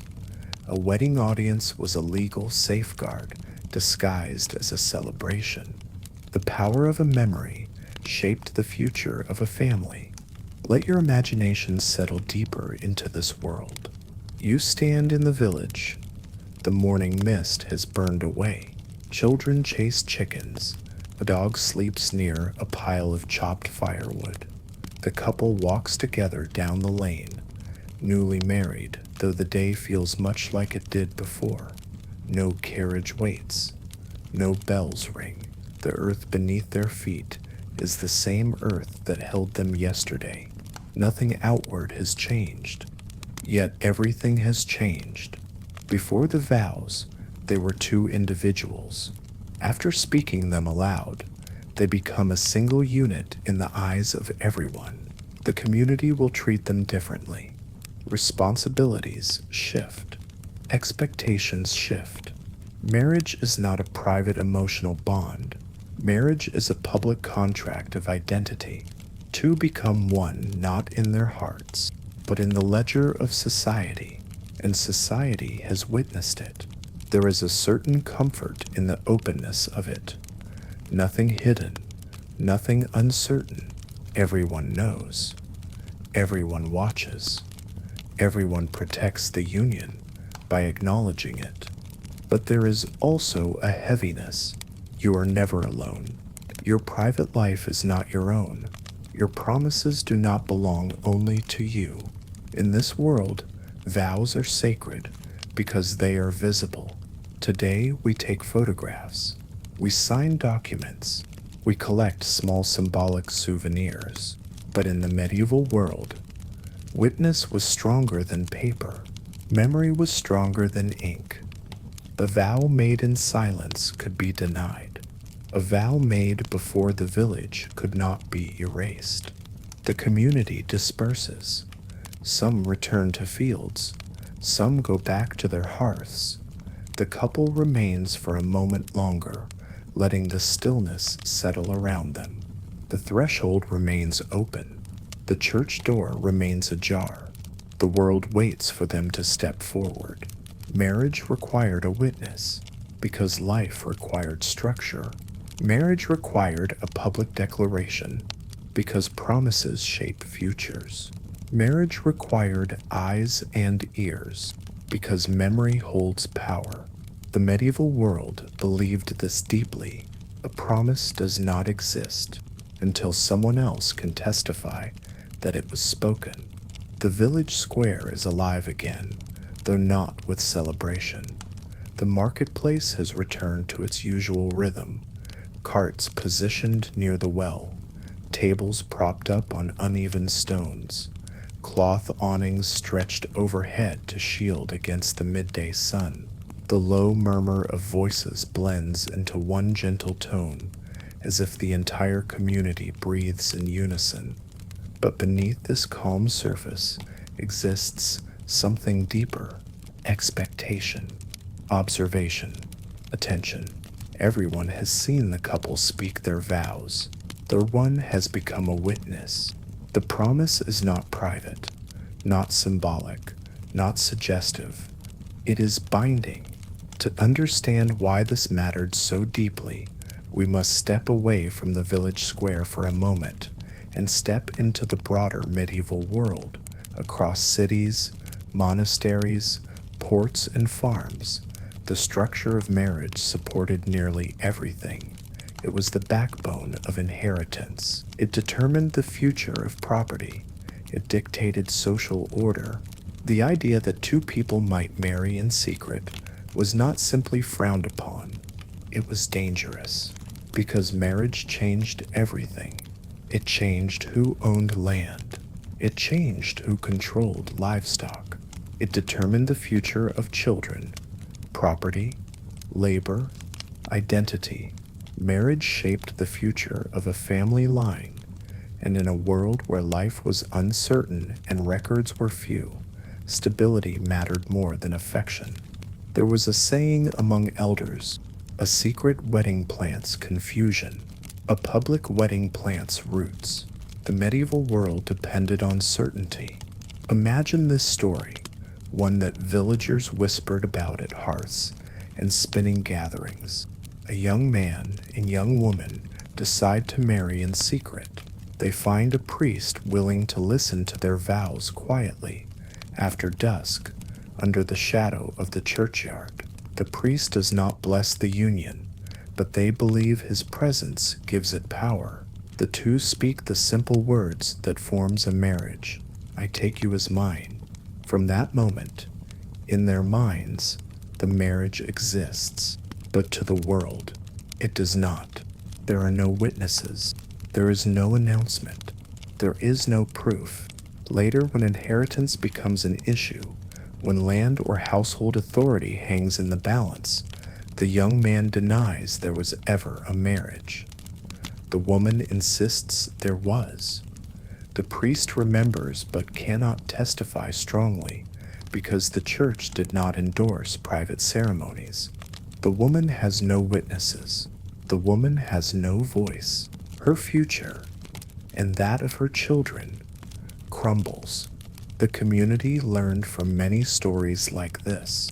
Witnesses protect the vulnerable. Public vows gave the woman power in a world that rarely allowed her to hold it. This need for witnesses reached the highest levels of society as well. Consider a medieval noble family. Land is their wealth. Land is their credibility. Land is their legacy. If a daughter marries, her husband gains certain rights to her dowry. If the marriage is disputed later, entire estates could shift hands. Boundaries could move. Inheritance could be blocked or overturned. There are records of legal battles that lasted generations over disputed marriages. Families argued over whether a couple had spoken vows before witnesses or only in private. The difference determined whether a child was legitimate or illegitimate. That legitimacy decided whether or not they could inherit. The world was not sentimental about love. It was practical about lineage. Marriage was proof of legitimacy, and legitimacy was proof of inheritance. Witnesses ensured that lineage remained intact. Even the church understood that human memory was the strongest form of record keeping. Priests did keep parchments, but paper was costly and often incomplete. A lost parchment was as good as no parchment at all. A witness, however, carried memory inside the mind. A living record cannot be misplaced, and the church trusted memory more than ink. Let us return to the village. After the vows, after the murmurs fade, after life resumes, subtle changes ripple out in quiet currents. The newly married couple is watched differently, not out of suspicion, but because society must now acknowledge their union. Neighbors begin using new language. He is her husband. She is his wife. Not lovers. Not promises. Not intentions. Identity transforms through speech. These new titles carry immediate responsibility. The community will expect them to build a household. They will expect the husband to provide and the wife to manage domestic space. They will expect both to contribute to seasonal work and agricultural routines. Marriage is not only an emotional commitment. Marriage is a change in labor, roles, and obligation. There were expectations attached to the new couple long before the wedding. Villagers had been observing them for weeks, perhaps even months. They had watched how the man worked, whether he was steady, dependable, skilled. They had watched the woman in the marketplace, noticing whether she could negotiate prices, manage multiple tasks, maintain order. People believed that marriage required practical qualities as much as emotional ones. A strong back for the fields, a sharp mind for household tasks. To the medieval mind, marriage without witnesses was more than suspicious. It denied the judgment of the community. It bypassed their involvement. And involvement was everything. Villagers believed they had the right to evaluate whether a match made sense, whether it would strengthen the village or strain it, whether the couple would thrive or fail. Marriage was not a private choice. Marriage was a communal investment. Imagine a winter evening in the main hall of a household, fire crackling, stew simmering in an iron pot. Elders sit at a long wooden table, discussing the upcoming wedding. The youngest children listen with wide eyes, absorbing the weight and seriousness of it all. A marriage affects labor distribution. A marriage affects household size. A marriage affects the economy of the village. The more people live in a household, the more labor can be shared. More hands can work the fields. More hands can tend the animals. More hands can gather wood and water. Marriage strengthens the community, but a marriage with no witnesses threatens it. Without public recognition, a marriage becomes uncertain. Uncertain things disrupt order. The bans, that public announcement, read aloud on 3 consecutive Sundays, served several purposes. The most important was not ceremony, it was oversight. The bans allowed objections. If someone knew the groom had already made a vow to another woman in a distant village, they could speak up. If someone had reason to believe the bride was a forbidden kinship, they could protest. If there were debts, hidden obligations, moral concerns, they could be aired publicly before chaos grew. The community did not simply witness, the community regulated. People could interrupt the bans and announce, "This marriage cannot proceed." In modern weddings, we sometimes treat the phrase, "if anyone has reason to object," as romantic or dramatic. In the medieval world, it was literal. It protected the future. It is difficult for us, living in a world that values personal privacy, to imagine living in a place where every intention is visible, spoken aloud, discussed openly. But we must understand the world through their reality. There were no closed doors. There were no secrets that lasted long. There were no anonymous lives. At night, when streets grew silent and houses darkened, families slept close together. Sometimes multiple families shared a single dwelling. Privacy was not expected. It was not possible. Vows made in secret were nearly always considered suspicious because they tried to evade the natural openness of life. The logic was simple. If a marriage was honorable, why hide it? The church eventually formalized the requirement for witnesses, building legal frameworks to support what the village had intuitively understood for generations. Public vows protect everyone. They protect the bride from abandonment. They protect the groom from false claims. They protect future children from disputes. They protect families from uncertainty. And they protect the community from instability. The medieval world was fragile. Life was unpredictable. Security depended on relationships being solid and visible. A vow whispered in private could shatter many lives, but a vow spoken aloud could become strong enough to carry a lifetime. The couple, newly married, learns the first lesson of married life. You are not alone anymore. You do not exist only as individuals. Your choices ripple outward. Your decisions affect others. Marriage ties 2 people to each other, but it also ties them to everyone around them. Witnesses do more than observe vows. They uphold them. When times grow difficult, And they will. The community expects the couple to honor their promise because they heard the words spoken aloud. The vow is not kept only for the partner. The vow is kept for the witnesses, and that obligation holds incredible power. Late in the day, after the final trader gathers the leftover vegetables and the last basket is carried home, the couple stands alone in their household for the first time.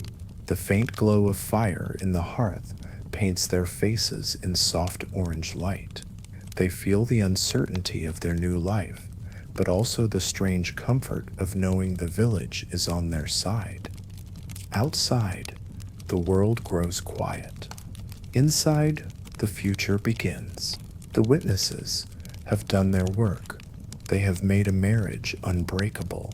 The day wanes slowly.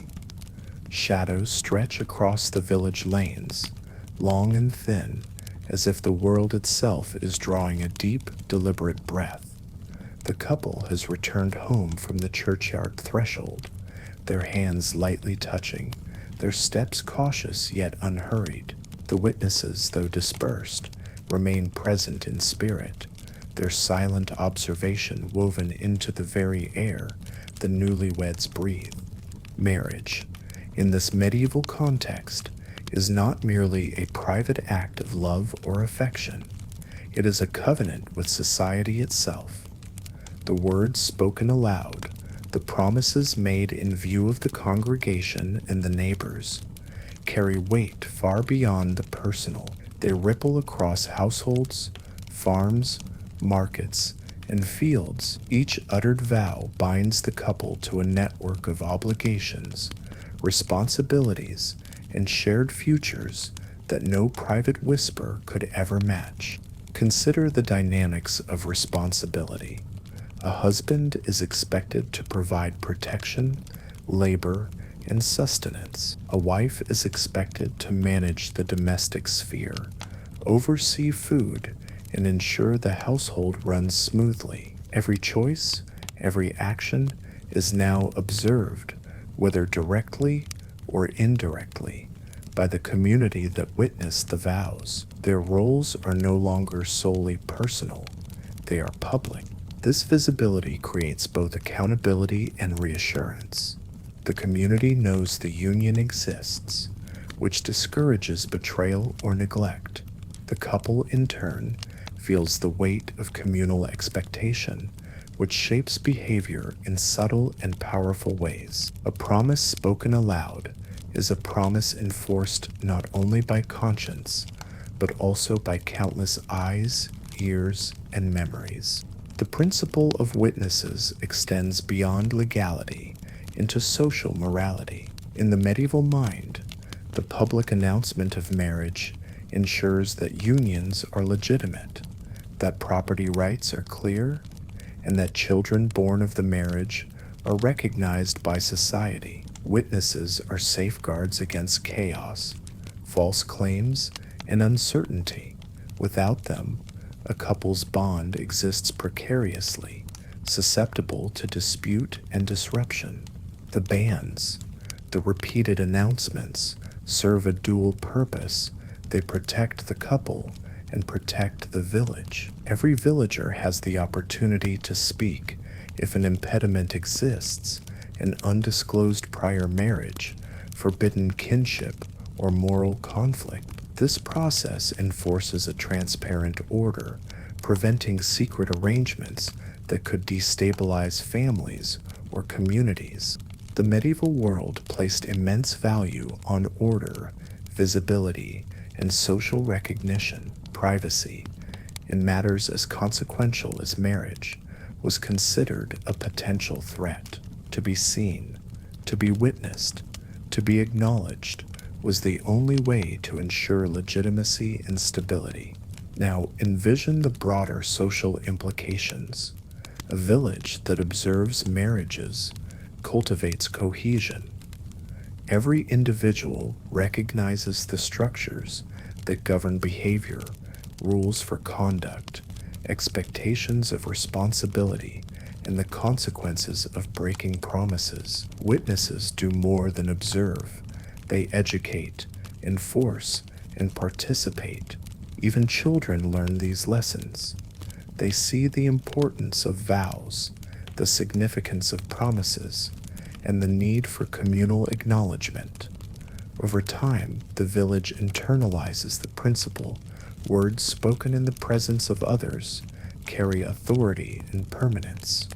Memory becomes law, and observation becomes governance. Marriage, witnessed and announced, shapes relationships beyond the couple. Extended families gain clarity, neighbors gain assurance, and the entire village stabilizes. The visible acknowledgement of the union prevents misunderstandings, disputes over inheritance, and conflict over labor or resources. Every villager has participated, willingly or not, in establishing the couple's legitimacy. Through this practice, the medieval world safeguards both individuals and society. Marriage is no longer an isolated choice, it is a collective act. Each promise spoken aloud is strengthened, not by secrecy, but by the shared presence of others. The vow exists not only in hearts, but in the memories and awareness of the community.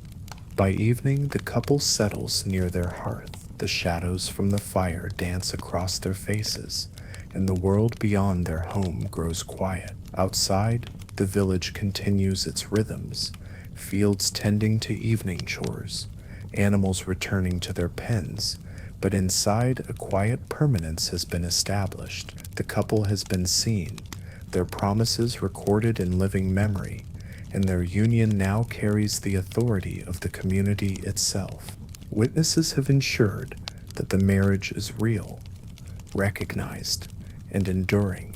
Their role is subtle, yet absolute. Through observation, memory, and communal participation, the medieval world enforces social order, legitimizes relationships, and safeguards inheritance. What may feel ceremonial today was, in practice, indispensable.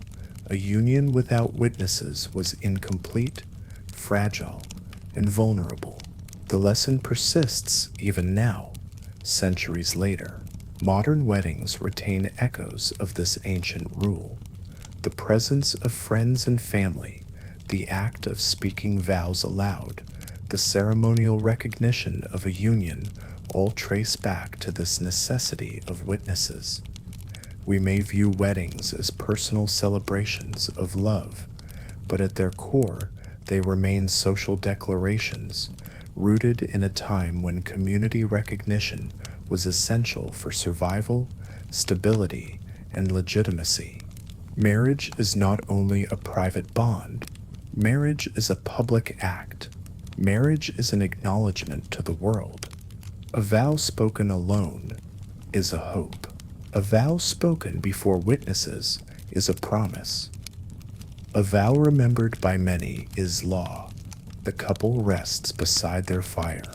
Outside, the village fades into the calm of evening. The banners of life, work, labor, community, and observation remain steady. Their marriage, now witnessed, declared, and remembered, stands as a testament to an enduring rule that words once spoken and observed carry weight beyond imagination, shaping identity, society, and future generations. And in this small, quiet way, the medieval principle persists in our lives today, reminding us that some rules, no matter how old, leave lasting echoes. Dawn breaks over the village slowly, brushing golden light across narrow streets and timber-framed homes. Smoke curls from hearths, carrying the scent of burning wood and the faint aroma of porridge being prepared for the morning meal. Outside, dew glistens on blades of grass, and the occasional crow caws from a nearby tree. In this quiet beginning, the medieval world awakens, and with it, an unspoken expectation takes shape. The hands you raise to eat must be clean. It sounds simple, almost trivial, but in medieval times, it was far from optional. Hands were the first interface between the body and food, and their cleanliness, or lack thereof, had profound consequences. Diseases, though poorly understood in scientific terms, were observed to spread easily. Something as simple as touching a door handle, a tool, or even another person could carry a hidden hazard to the mouth, where the body was vulnerable. Yet the rule of hand cleanliness was not merely a practical measure of health, it was deeply symbolic. The act of washing hands before a meal, often accompanied by ritual gestures or brief prayers, signaled respect for the food, the company, and in religious households, the divine order that governed life. Eating was never a casual act. It was a conscious participation in a larger moral and social framework. Imagine a monastery in early morning. The refectory is quiet, but for the occasional scrape of a wooden spoon or the soft rustle of robes on stone floors, bowls of pottage and bread are arranged neatly on long tables. Monks file in slowly, hands clasped briefly, then moving toward the basin or ewer where water awaits. The hand-washing ritual is deliberate. Water pours over fingers and palms, and the act is accompanied by a brief recitation or silent reflection. The eyes are lowered. The hands are dried carefully, often with linen cloths kept for this purpose. Even the simplest meal becomes a sacred experience. In this way, hands are purified before they touch sustenance. The body is prepared, not just physically, but morally. Clean hands signify order. Clean hands signify attention. Clean hands signify readiness to participate in a ritual that binds body, mind, and spirit together. The rule extended beyond monasteries. Noble households and even ordinary village homes observed a similar practice, though the reasons and methods varied. In the castle, a servant might present a basin of water for washing before the meal, ensuring that the Lord's hands were clean enough to eat at the grand table. Among peasants, hands were scrubbed over communal basins with cold water and coarse cloths to remove dirt, grime, and the remnants of labor. This act of cleansing carried social meaning. In communal meals, a person with visibly dirty hands could offend others or draw suspicion. Hygiene was tied to reputation. Cleanliness suggested discipline, self-respect, and consideration for the shared dining experience. Hands that had been prepared properly spoke silently of the eater's awareness of social norms and the community's expectations. The medieval world was keenly attentive to such details. Life was physically demanding, and dirt was unavoidable. The ritual of hand washing before a meal acknowledged this reality while asserting control over it. It transformed a mundane task into a reaffirmation of social and moral order. Beyond social and practical concerns, the act of washing hands before eating was imbued with spiritual significance. In many households, particularly religious ones, meals were moments of grace. Hands had the power to touch, to take, to transform. To place food into the mouth with unclean hands was considered disrespectful, not just to fellow diners, but to God. Prayers often accompanied hand washing, connecting the act to divine awareness. Simple gestures, rubbing fingers together under running water, wiping them carefully, became a form of meditation. Eating was not only nourishment for the body, it was preparation for communion with a larger order, whether spiritual, familial, or communal. Picture a young novice standing at the edge of the refectory, hesitating before the basin. Each movement is watched, quietly but firmly, by the senior monk overseeing the ritual. Hands are immersed in water, rubbed carefully, and dried. The novice's focus sharpens. With clean hands, the meal is no longer just a necessity. It is a deliberate, conscious. Every bite will carry the weight of preparation, attention, and intention. This focus carries forward throughout life. Those trained to respect the ritual of hand washing develop an awareness of cleanliness that extends beyond the dining table. They understand that simple, repeated acts of care influence health, discipline, and social perception. The medieval world reinforced lessons of responsibility through small, consistent routines like this. Even in secular homes, hand washing before meals was a marker of civility. Children learned from a young age that failure to wash hands was more than laziness. It was a breach of social expectation. Guests arriving for dinner were expected to present themselves with hands prepared for eating. The ritual communicated respect for the host, the food, and the company. Clean hands, then, or a language in themselves. They speak of preparedness, care, and social awareness. They indicate adherence to shared norms. In this way, hygiene becomes etiquette, morality, and ceremony all at once. The morning meal is complete, yet the echoes of ritual hand washing linger in the minds of those who observe it. Across villages, monasteries, and noble households, the simple act of washing hands before eating shaped not only hygiene, but also behavior, perception, and social order. This small ritual reinforced lessons that went far beyond water and cloth. It reinforced discipline, awareness, and the careful cultivation of character. In the monastery, the ritual is methodical. Bowls are filled with water and placed along the long wooden tables. Monks line up, their robes brushing the stone floor in quiet procession.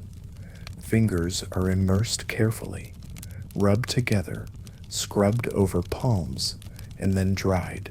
The gesture is deliberate, almost meditative, creating a space for focus. It reminds the mind that every action, even something as mundane as eating, deserves intention.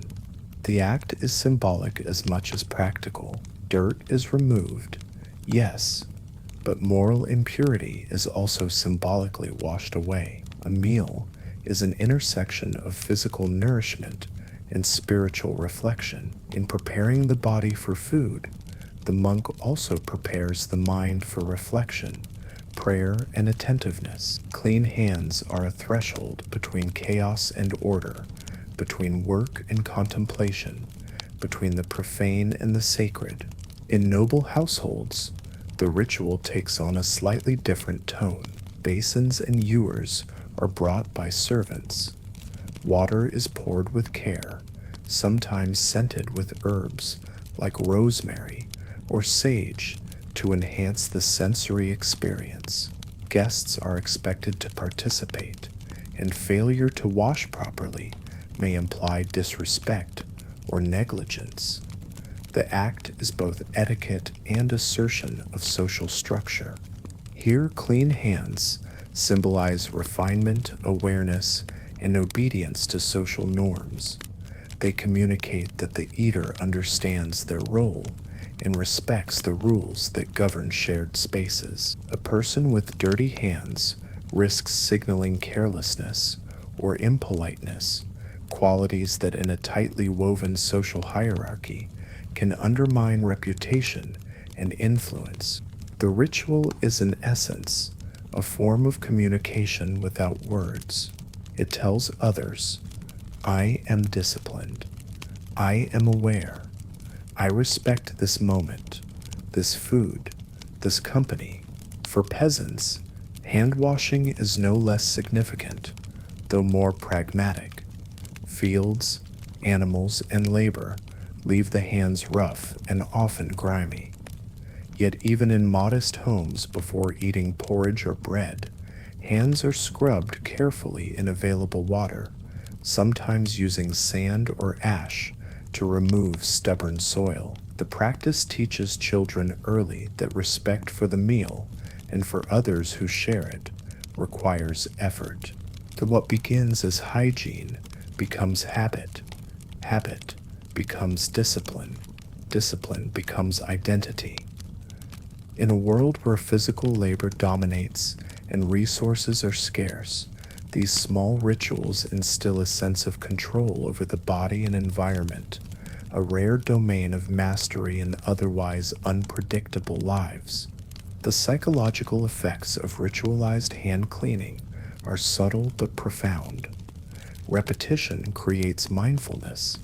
The process, filling the basin, immersing the hands, scrubbing, drying, slows the mind. It creates focus, preparing the individual not only for eating, but also for interaction, reflection, and consideration. In the absence of modern distractions, even simple routines become immersive and transformative.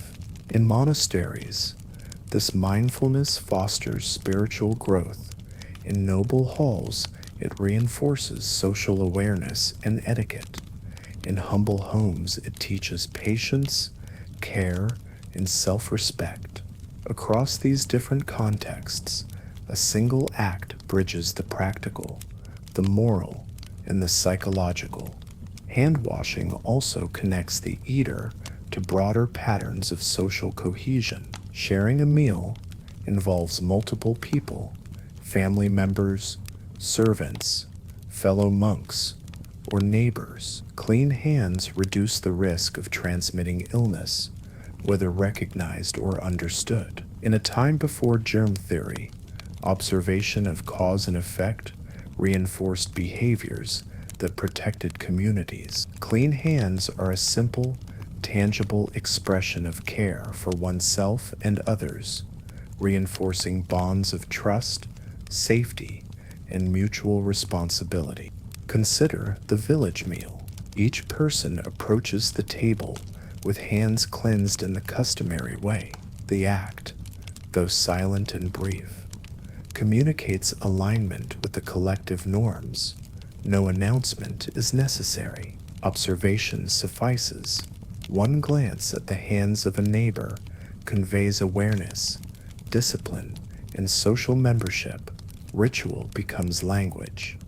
Over time, the rule of hand cleaning extended into broader moral frameworks. Medieval texts and teachings often associated physical cleanliness with spiritual purity. Filth, both visible and symbolic, was thought to invite disorder or sin. In this sense, washing hands before a meal becomes a microcosm of broader ethical practice, a moment to reset, to center, and to prepare oneself for proper engagement with the world.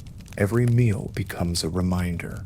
The body must be cared for, the mind must be attentive, and the individual must honor the shared space in which life unfolds. In this way, a seemingly minor rule shapes character, teaching lessons of patience, respect, discipline, and mindfulness that endure far beyond the table. Even today, echoes of this rule persist.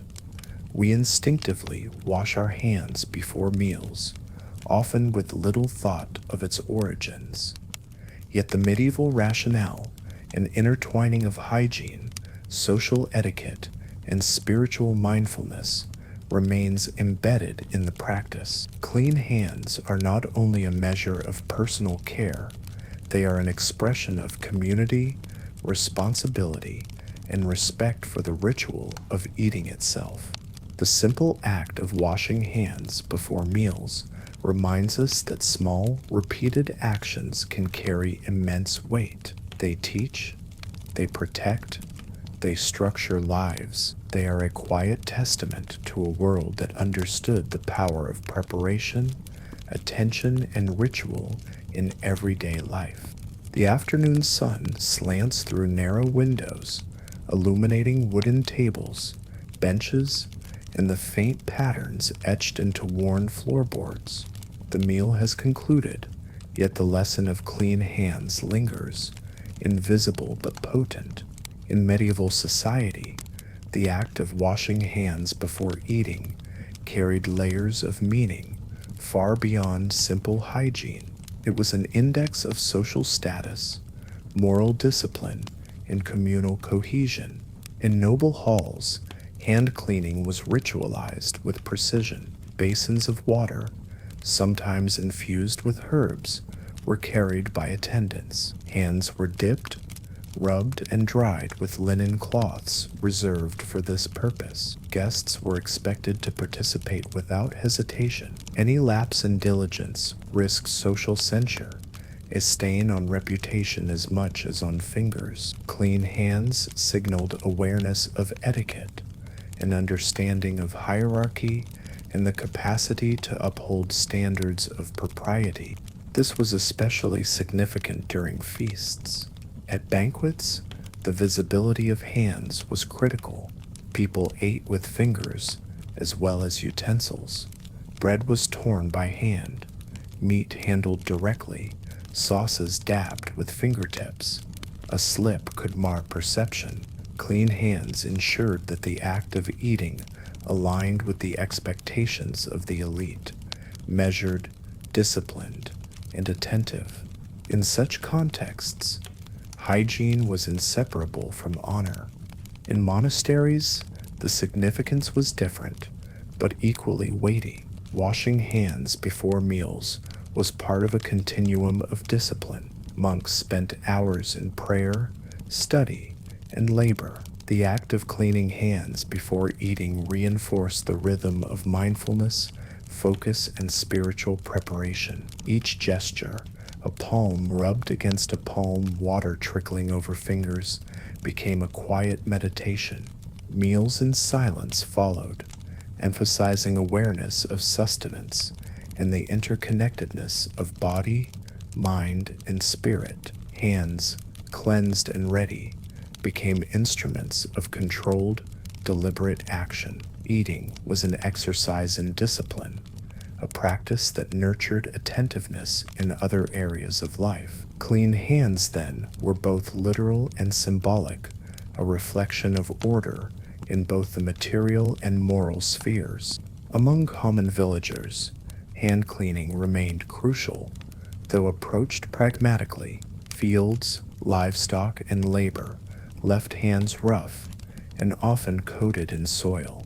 Yet before sharing a communal meal of bread, pottage, or stewed vegetables, hands were scrubbed in basins or with water drawn from wells. The purpose was practical: remove dirt, but it also reinforced social norms.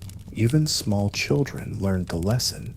Unclean hands at the table were unacceptable. The act of preparation communicated respect for the food and for others sharing the meal. Community awareness ensured compliance. One observed neighbor could silently correct behavior, teach patience, and reinforce the expectation. In this way, hygiene became both a private responsibility and a public expectation. Clean hands also carried moral and symbolic weight. Medieval texts often linked physical cleanliness with spiritual virtue. Filth was associated with disorder, sin, and moral corruption. To eat without washing hands was not merely untidy, it was improper, careless, and even morally suspect. The act of cleaning one's hands before a meal became a ritual reaffirmation of the proper order of life.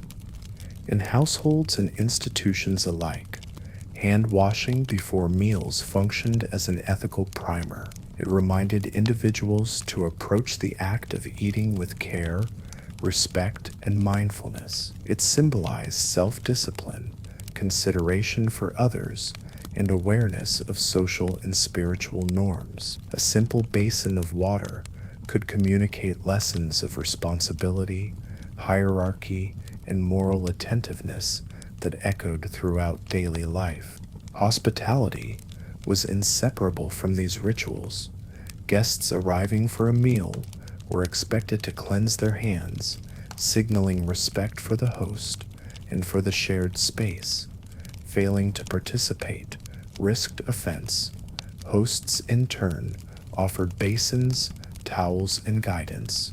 This mutual acknowledgement reinforced social cohesion, a shared understanding that meals were moments of both sustenance and ethical engagement. The ritual of clean hands created subtle hierarchies. Nobles could display refinement and control. Monks could express discipline and piety. Villagers could show awareness and civility. Across classes, the same act carried slightly different weight, yet in all cases, it reinforced social norms, moral attention, and communal cohesion. Even now, centuries later, we unconsciously preserve fragments of this rule. Washing hands before meals remains a habitual, almost automatic practice, yet its origins are far richer than simple health concerns. Clean hands teach discipline, consideration, and mindfulness. They act as silent communication, a quiet assertion of respect for the meal, the company, and the world we inhabit. In medieval times, a hand that touched food without being cleansed threatened not only the individual, but the integrity of the social and moral order. In a culture attentive to observation, memory, and consequence, the ritual of washing hands before eating became a cornerstone of proper living. Every wash of the hand reaffirmed order. Every clean palm spoke of attention. Every ritual reinforced the interconnectedness of hygiene, morality, and social responsibility. Thus, a rule as simple as washing hands before a meal shaped behavior, identity, and culture. It reminded people that even the smallest actions mattered, and that order, care, and respect could be expressed through deliberate, repeated gestures. Clean hands were more than clean hands. They were a reflection of the medieval world itself, mindful, disciplined, and profoundly interconnected. Morning sunlight spills across the village square, glinting off worn rooftops and catching the edges of baskets brimming with vegetables, herbs, and fruits. Smoke from hearths drifts lazily into the cool air, carrying with it the scent of bread, baking, and broth simmering. In kitchens across the town, cooks prepare for the day's meals with a precision that seems almost ritualistic. The reason, however, is not simply taste, it is survival, health, and adherence to a centuries-old belief system that governed every bite, the theory of humors. In medieval Europe, the human body was understood as a delicate balance of four humors: blood, phlegm, yellow bile, and black bile. Each humor corresponded to elements, qualities, and temperaments. Blood was warm and wet, phlegm cold and wet, yellow bile hot and dry, and black bile cold and dry. Health depended on keeping these humors in equilibrium, and food played a decisive role in maintaining or restoring that balance. To eat without consideration of the humors was not mere indulgence, it was risky. Food was more than nourishment. It was medicine, ethics, and philosophy rolled into one. A meal prepared with attention to the body's needs could strengthen the constitution, improve mood, and prevent illness.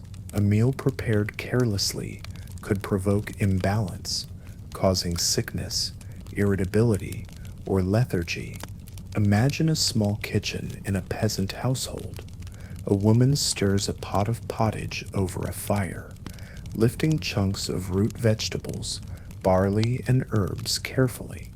She sprinkles in a pinch of salt, a few leaves of sage, and a hint of dried thyme. Each ingredient is chosen not only for flavor, but for its supposed effect on the body's humors. Sage is warming and drying, counteracting excess phlegm. Thyme invigorates, balancing cold humors.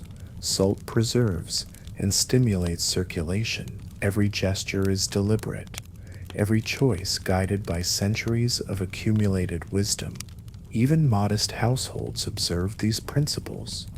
While the elite might consult physicians or learn texts, villagers relied on oral tradition and observation.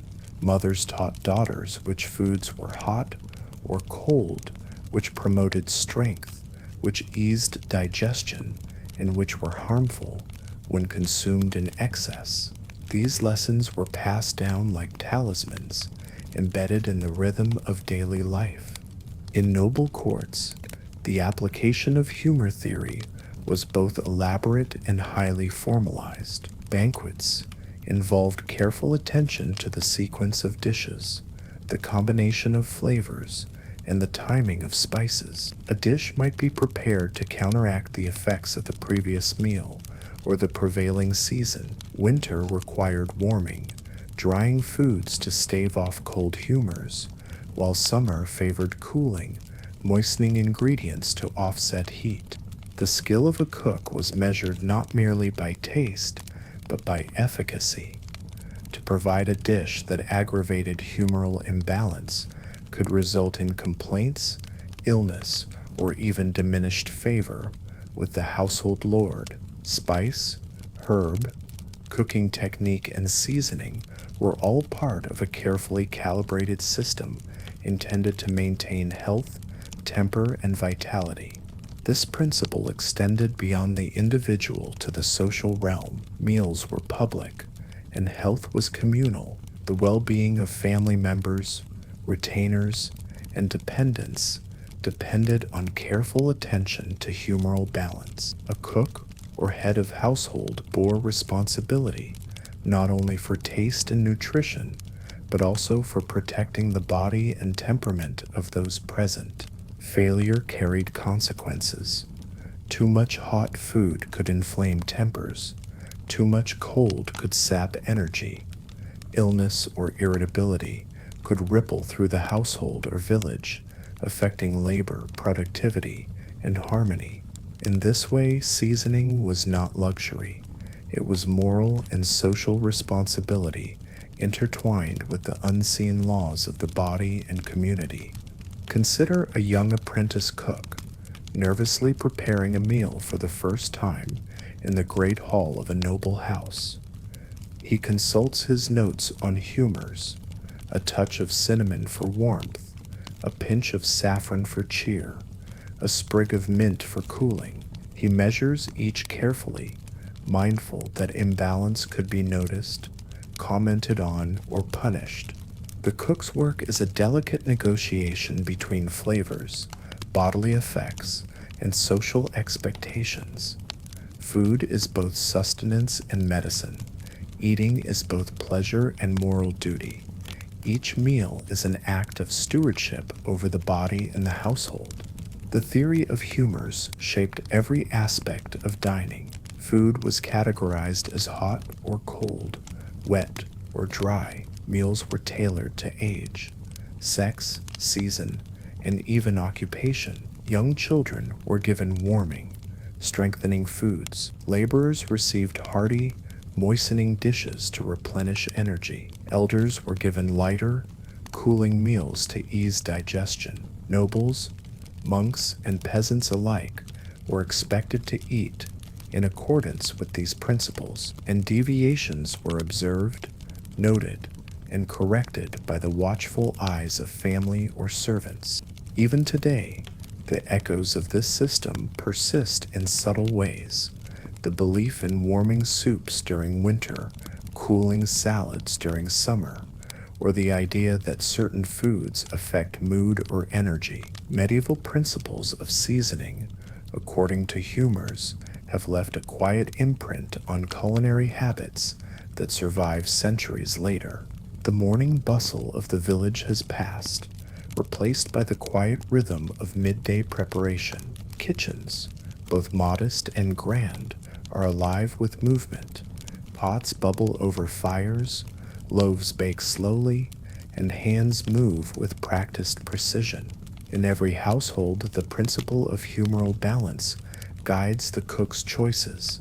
Each herb, spice, and seasoning is selected not merely for taste, but for its effect on the body, mind, and temperament. In noble households, the stakes are high. Meals are prepared not only to sustain but to maintain order, health, and favor.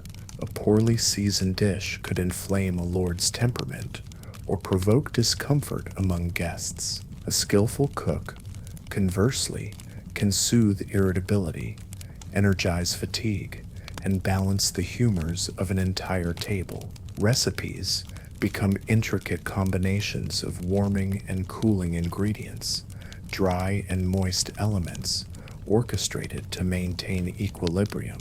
Consider the example of a winter feast. The kitchens prepare heavily spiced stews, roasted meats, and dense breads. Cinnamon, cloves, and nutmeg are used sparingly to impart warmth, counteracting the cold and damp of the season. Oils are added judiciously to balance dryness, and vegetables with moist qualities, like turnips or leeks, are included to prevent excess heat from overwhelming the body.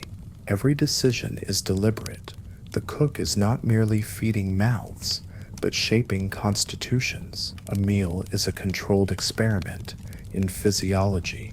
The combination of ingredients is intended to bring bodies into harmony, ensuring strength, energy, and the proper balance of mood. Even conversation at the table can be influenced by the seasoning. Foods that are too hot can provoke anger or impatience. Foods that are too cold can dull energy and enthusiasm. In modest homes and village kitchens, the principle is applied with simpler tools but equal intent. Herbs grown in small gardens, rosemary, sage, thyme, and mint, serve practical and medicinal purposes. Root vegetables, grains, and legumes are selected to match the season and the needs of the household. Mothers teach daughters which foods counteract fatigue, calm restlessness, or strengthen laboring hands. Spices are rare but highly prized, often reserved for the sick, the elderly, or special occasions. The educational aspect of food preparation is crucial. Children learn from an early age that meals are not indulgences, but instruments of balance. They observe the elders, noting which ingredients are added to soothe the temper, which are included to invigorate the body, and how portion size affects digestion and energy. In this way, culinary knowledge and bodily awareness are passed down through generations, becoming a shared cultural literacy. Cooking according to humors also structured social hierarchy and etiquette. Certain dishes or spices might be restricted to the lord or lady of the household. Others were distributed according to age, health, and role. A skilled cook knew not only the effects of ingredients, but the social implications of their distribution. Serving the wrong dish to the wrong person could offend or destabilize social harmony. Meals became a reflection of moral and social order. Those who understood the rules of humoral seasoning demonstrated education, sophistication, and care. Those who ignored them risked health and reputation. In this way, culinary knowledge served as both practical wisdom and social currency.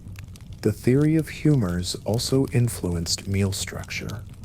Breakfasts were light, intended to prepare the body for labor or study. Midday meals were hearty and restorative, often the largest of the day. Evenings were tempered with lighter, soothing foods designed to calm the body for rest. Each meal was tailored to the hour, the season, and the anticipated activities of the diner.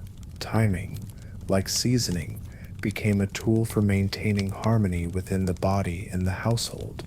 In monasteries, where life was regimented, humoral principles guided both diet and discipline.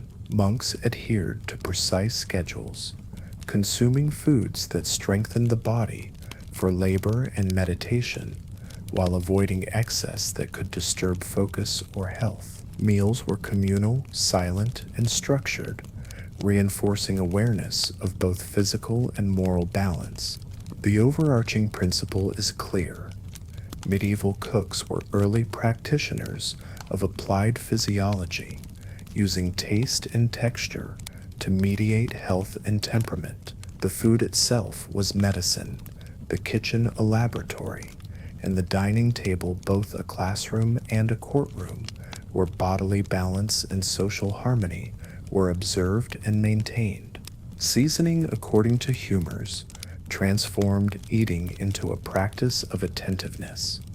Every pinch, stir, and sprinkle was an intervention, a subtle correction, a gesture of care. It taught individuals to pay attention to their bodies, to observe how food affects mood and energy, and to understand the broader consequences of dietary choices on community, labor, and health. Even today, traces of this medieval principle persist. People gravitate toward warming foods in winter and cooling foods in summer, drink herbal teas for calming or invigorating effects, and use spices and seasoning to enhance not just taste, but sensation and well-being. The medieval obsession with balancing humors has quietly informed culinary habits, long after the theory itself has faded from scientific credibility. The kitchen, once a place of survival and instruction, becomes a space where taste, health, and social understanding intersect. Medieval cooks wielded seasoning not only to feed, but to guide, protect, and harmonize, demonstrating a profound understanding of the intimate connection between food, body, and society. Evening settles over the village, the sky painted in muted oranges and purples as the last of the day's labor winds down. Kitchens cool, fires dim, and the faint aroma of cooked grains and herbs drifts through open windows. The principle of humoral seasoning, observed throughout the day, has left its mark not only on the bodies of those who ate, but on the structure of social life itself. In medieval society, food was never merely sustenance. It was a language of care, a measure of civility, and a tool of governance over body and household. The cook, whether in a noble hall or a peasant cottage, functioned as both provider and regulator, mediating health, mood, and order. Meals were carefully constructed to reflect the balance of humors, warming in winter, cooling in summer, moist or dry according to age, occupation, and temperament. The act of seasoning became an exercise in observation, judgment, and responsibility.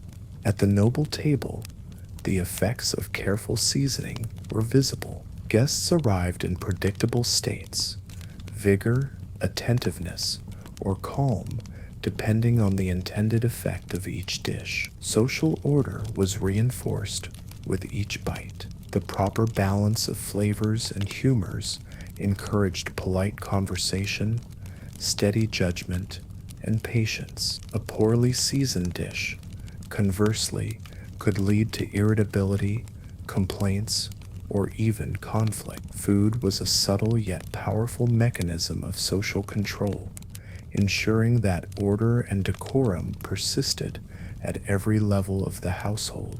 Even in smaller homes, the lessons were just as significant. Villagers who understood the humoral principles conveyed respect for themselves and others through careful preparation. Children learned to observe, choose, and moderate their consumption. Families reinforced hierarchy and harmony simply through attentive meal preparation and distribution. Every bite was an education in balance, every meal an exercise in moral and physical responsibility. Humoral seasoning also intersected with morality. Medieval thinkers often connected bodily health to spiritual well-being. A person whose humors were balanced was considered not only physically robust, but morally sound. Excesses or imbalances were seen as opening the door to disorder, irritability, or vice. In this context, seasoning was an ethical act as well as a culinary one. By attending to the effects of food on body and temperament, cooks and diners alike participated in a moral practice that reinforced social and spiritual stability. The ripple effects extended to hospitality and community. Guests who received meals tailored to their humoral needs felt cared for, respected, and integrated into the household or village network. Serving improperly seasoned food could create tension, offend, or provoke illness. Thus, attention to humors became a mark of competence, refinement, and ethical responsibility. This meticulous attention also shaped labor and daily life. Workers who consumed appropriately balanced meals were stronger, more alert, and more capable of completing their tasks. A day's work in the fields, a monk's labor in the scriptorium, a craftsman's hours at the forge, all were influenced by what had been eaten. Food became a tool for sustaining not only life, but productivity, social cohesion, and the functioning of households and villages. Cooks were, in a sense, invisible guardians of society. By managing the humoral balance of those who ate, they subtly regulated health, mood, and behavior. A meal well seasoned in accordance with the body's humors helped prevent conflict, sickness, and fatigue, reinforcing stability in ways that extended far beyond the table. Even the most ordinary food became meaningful through this lens. A bowl of pottage, seasoned with sage and thyme, could fortify a laborer against cold humors. A roasted fowl with warming spices could sustain a noble during winter campaigns. Herbs and roots were medicine as much as garnish.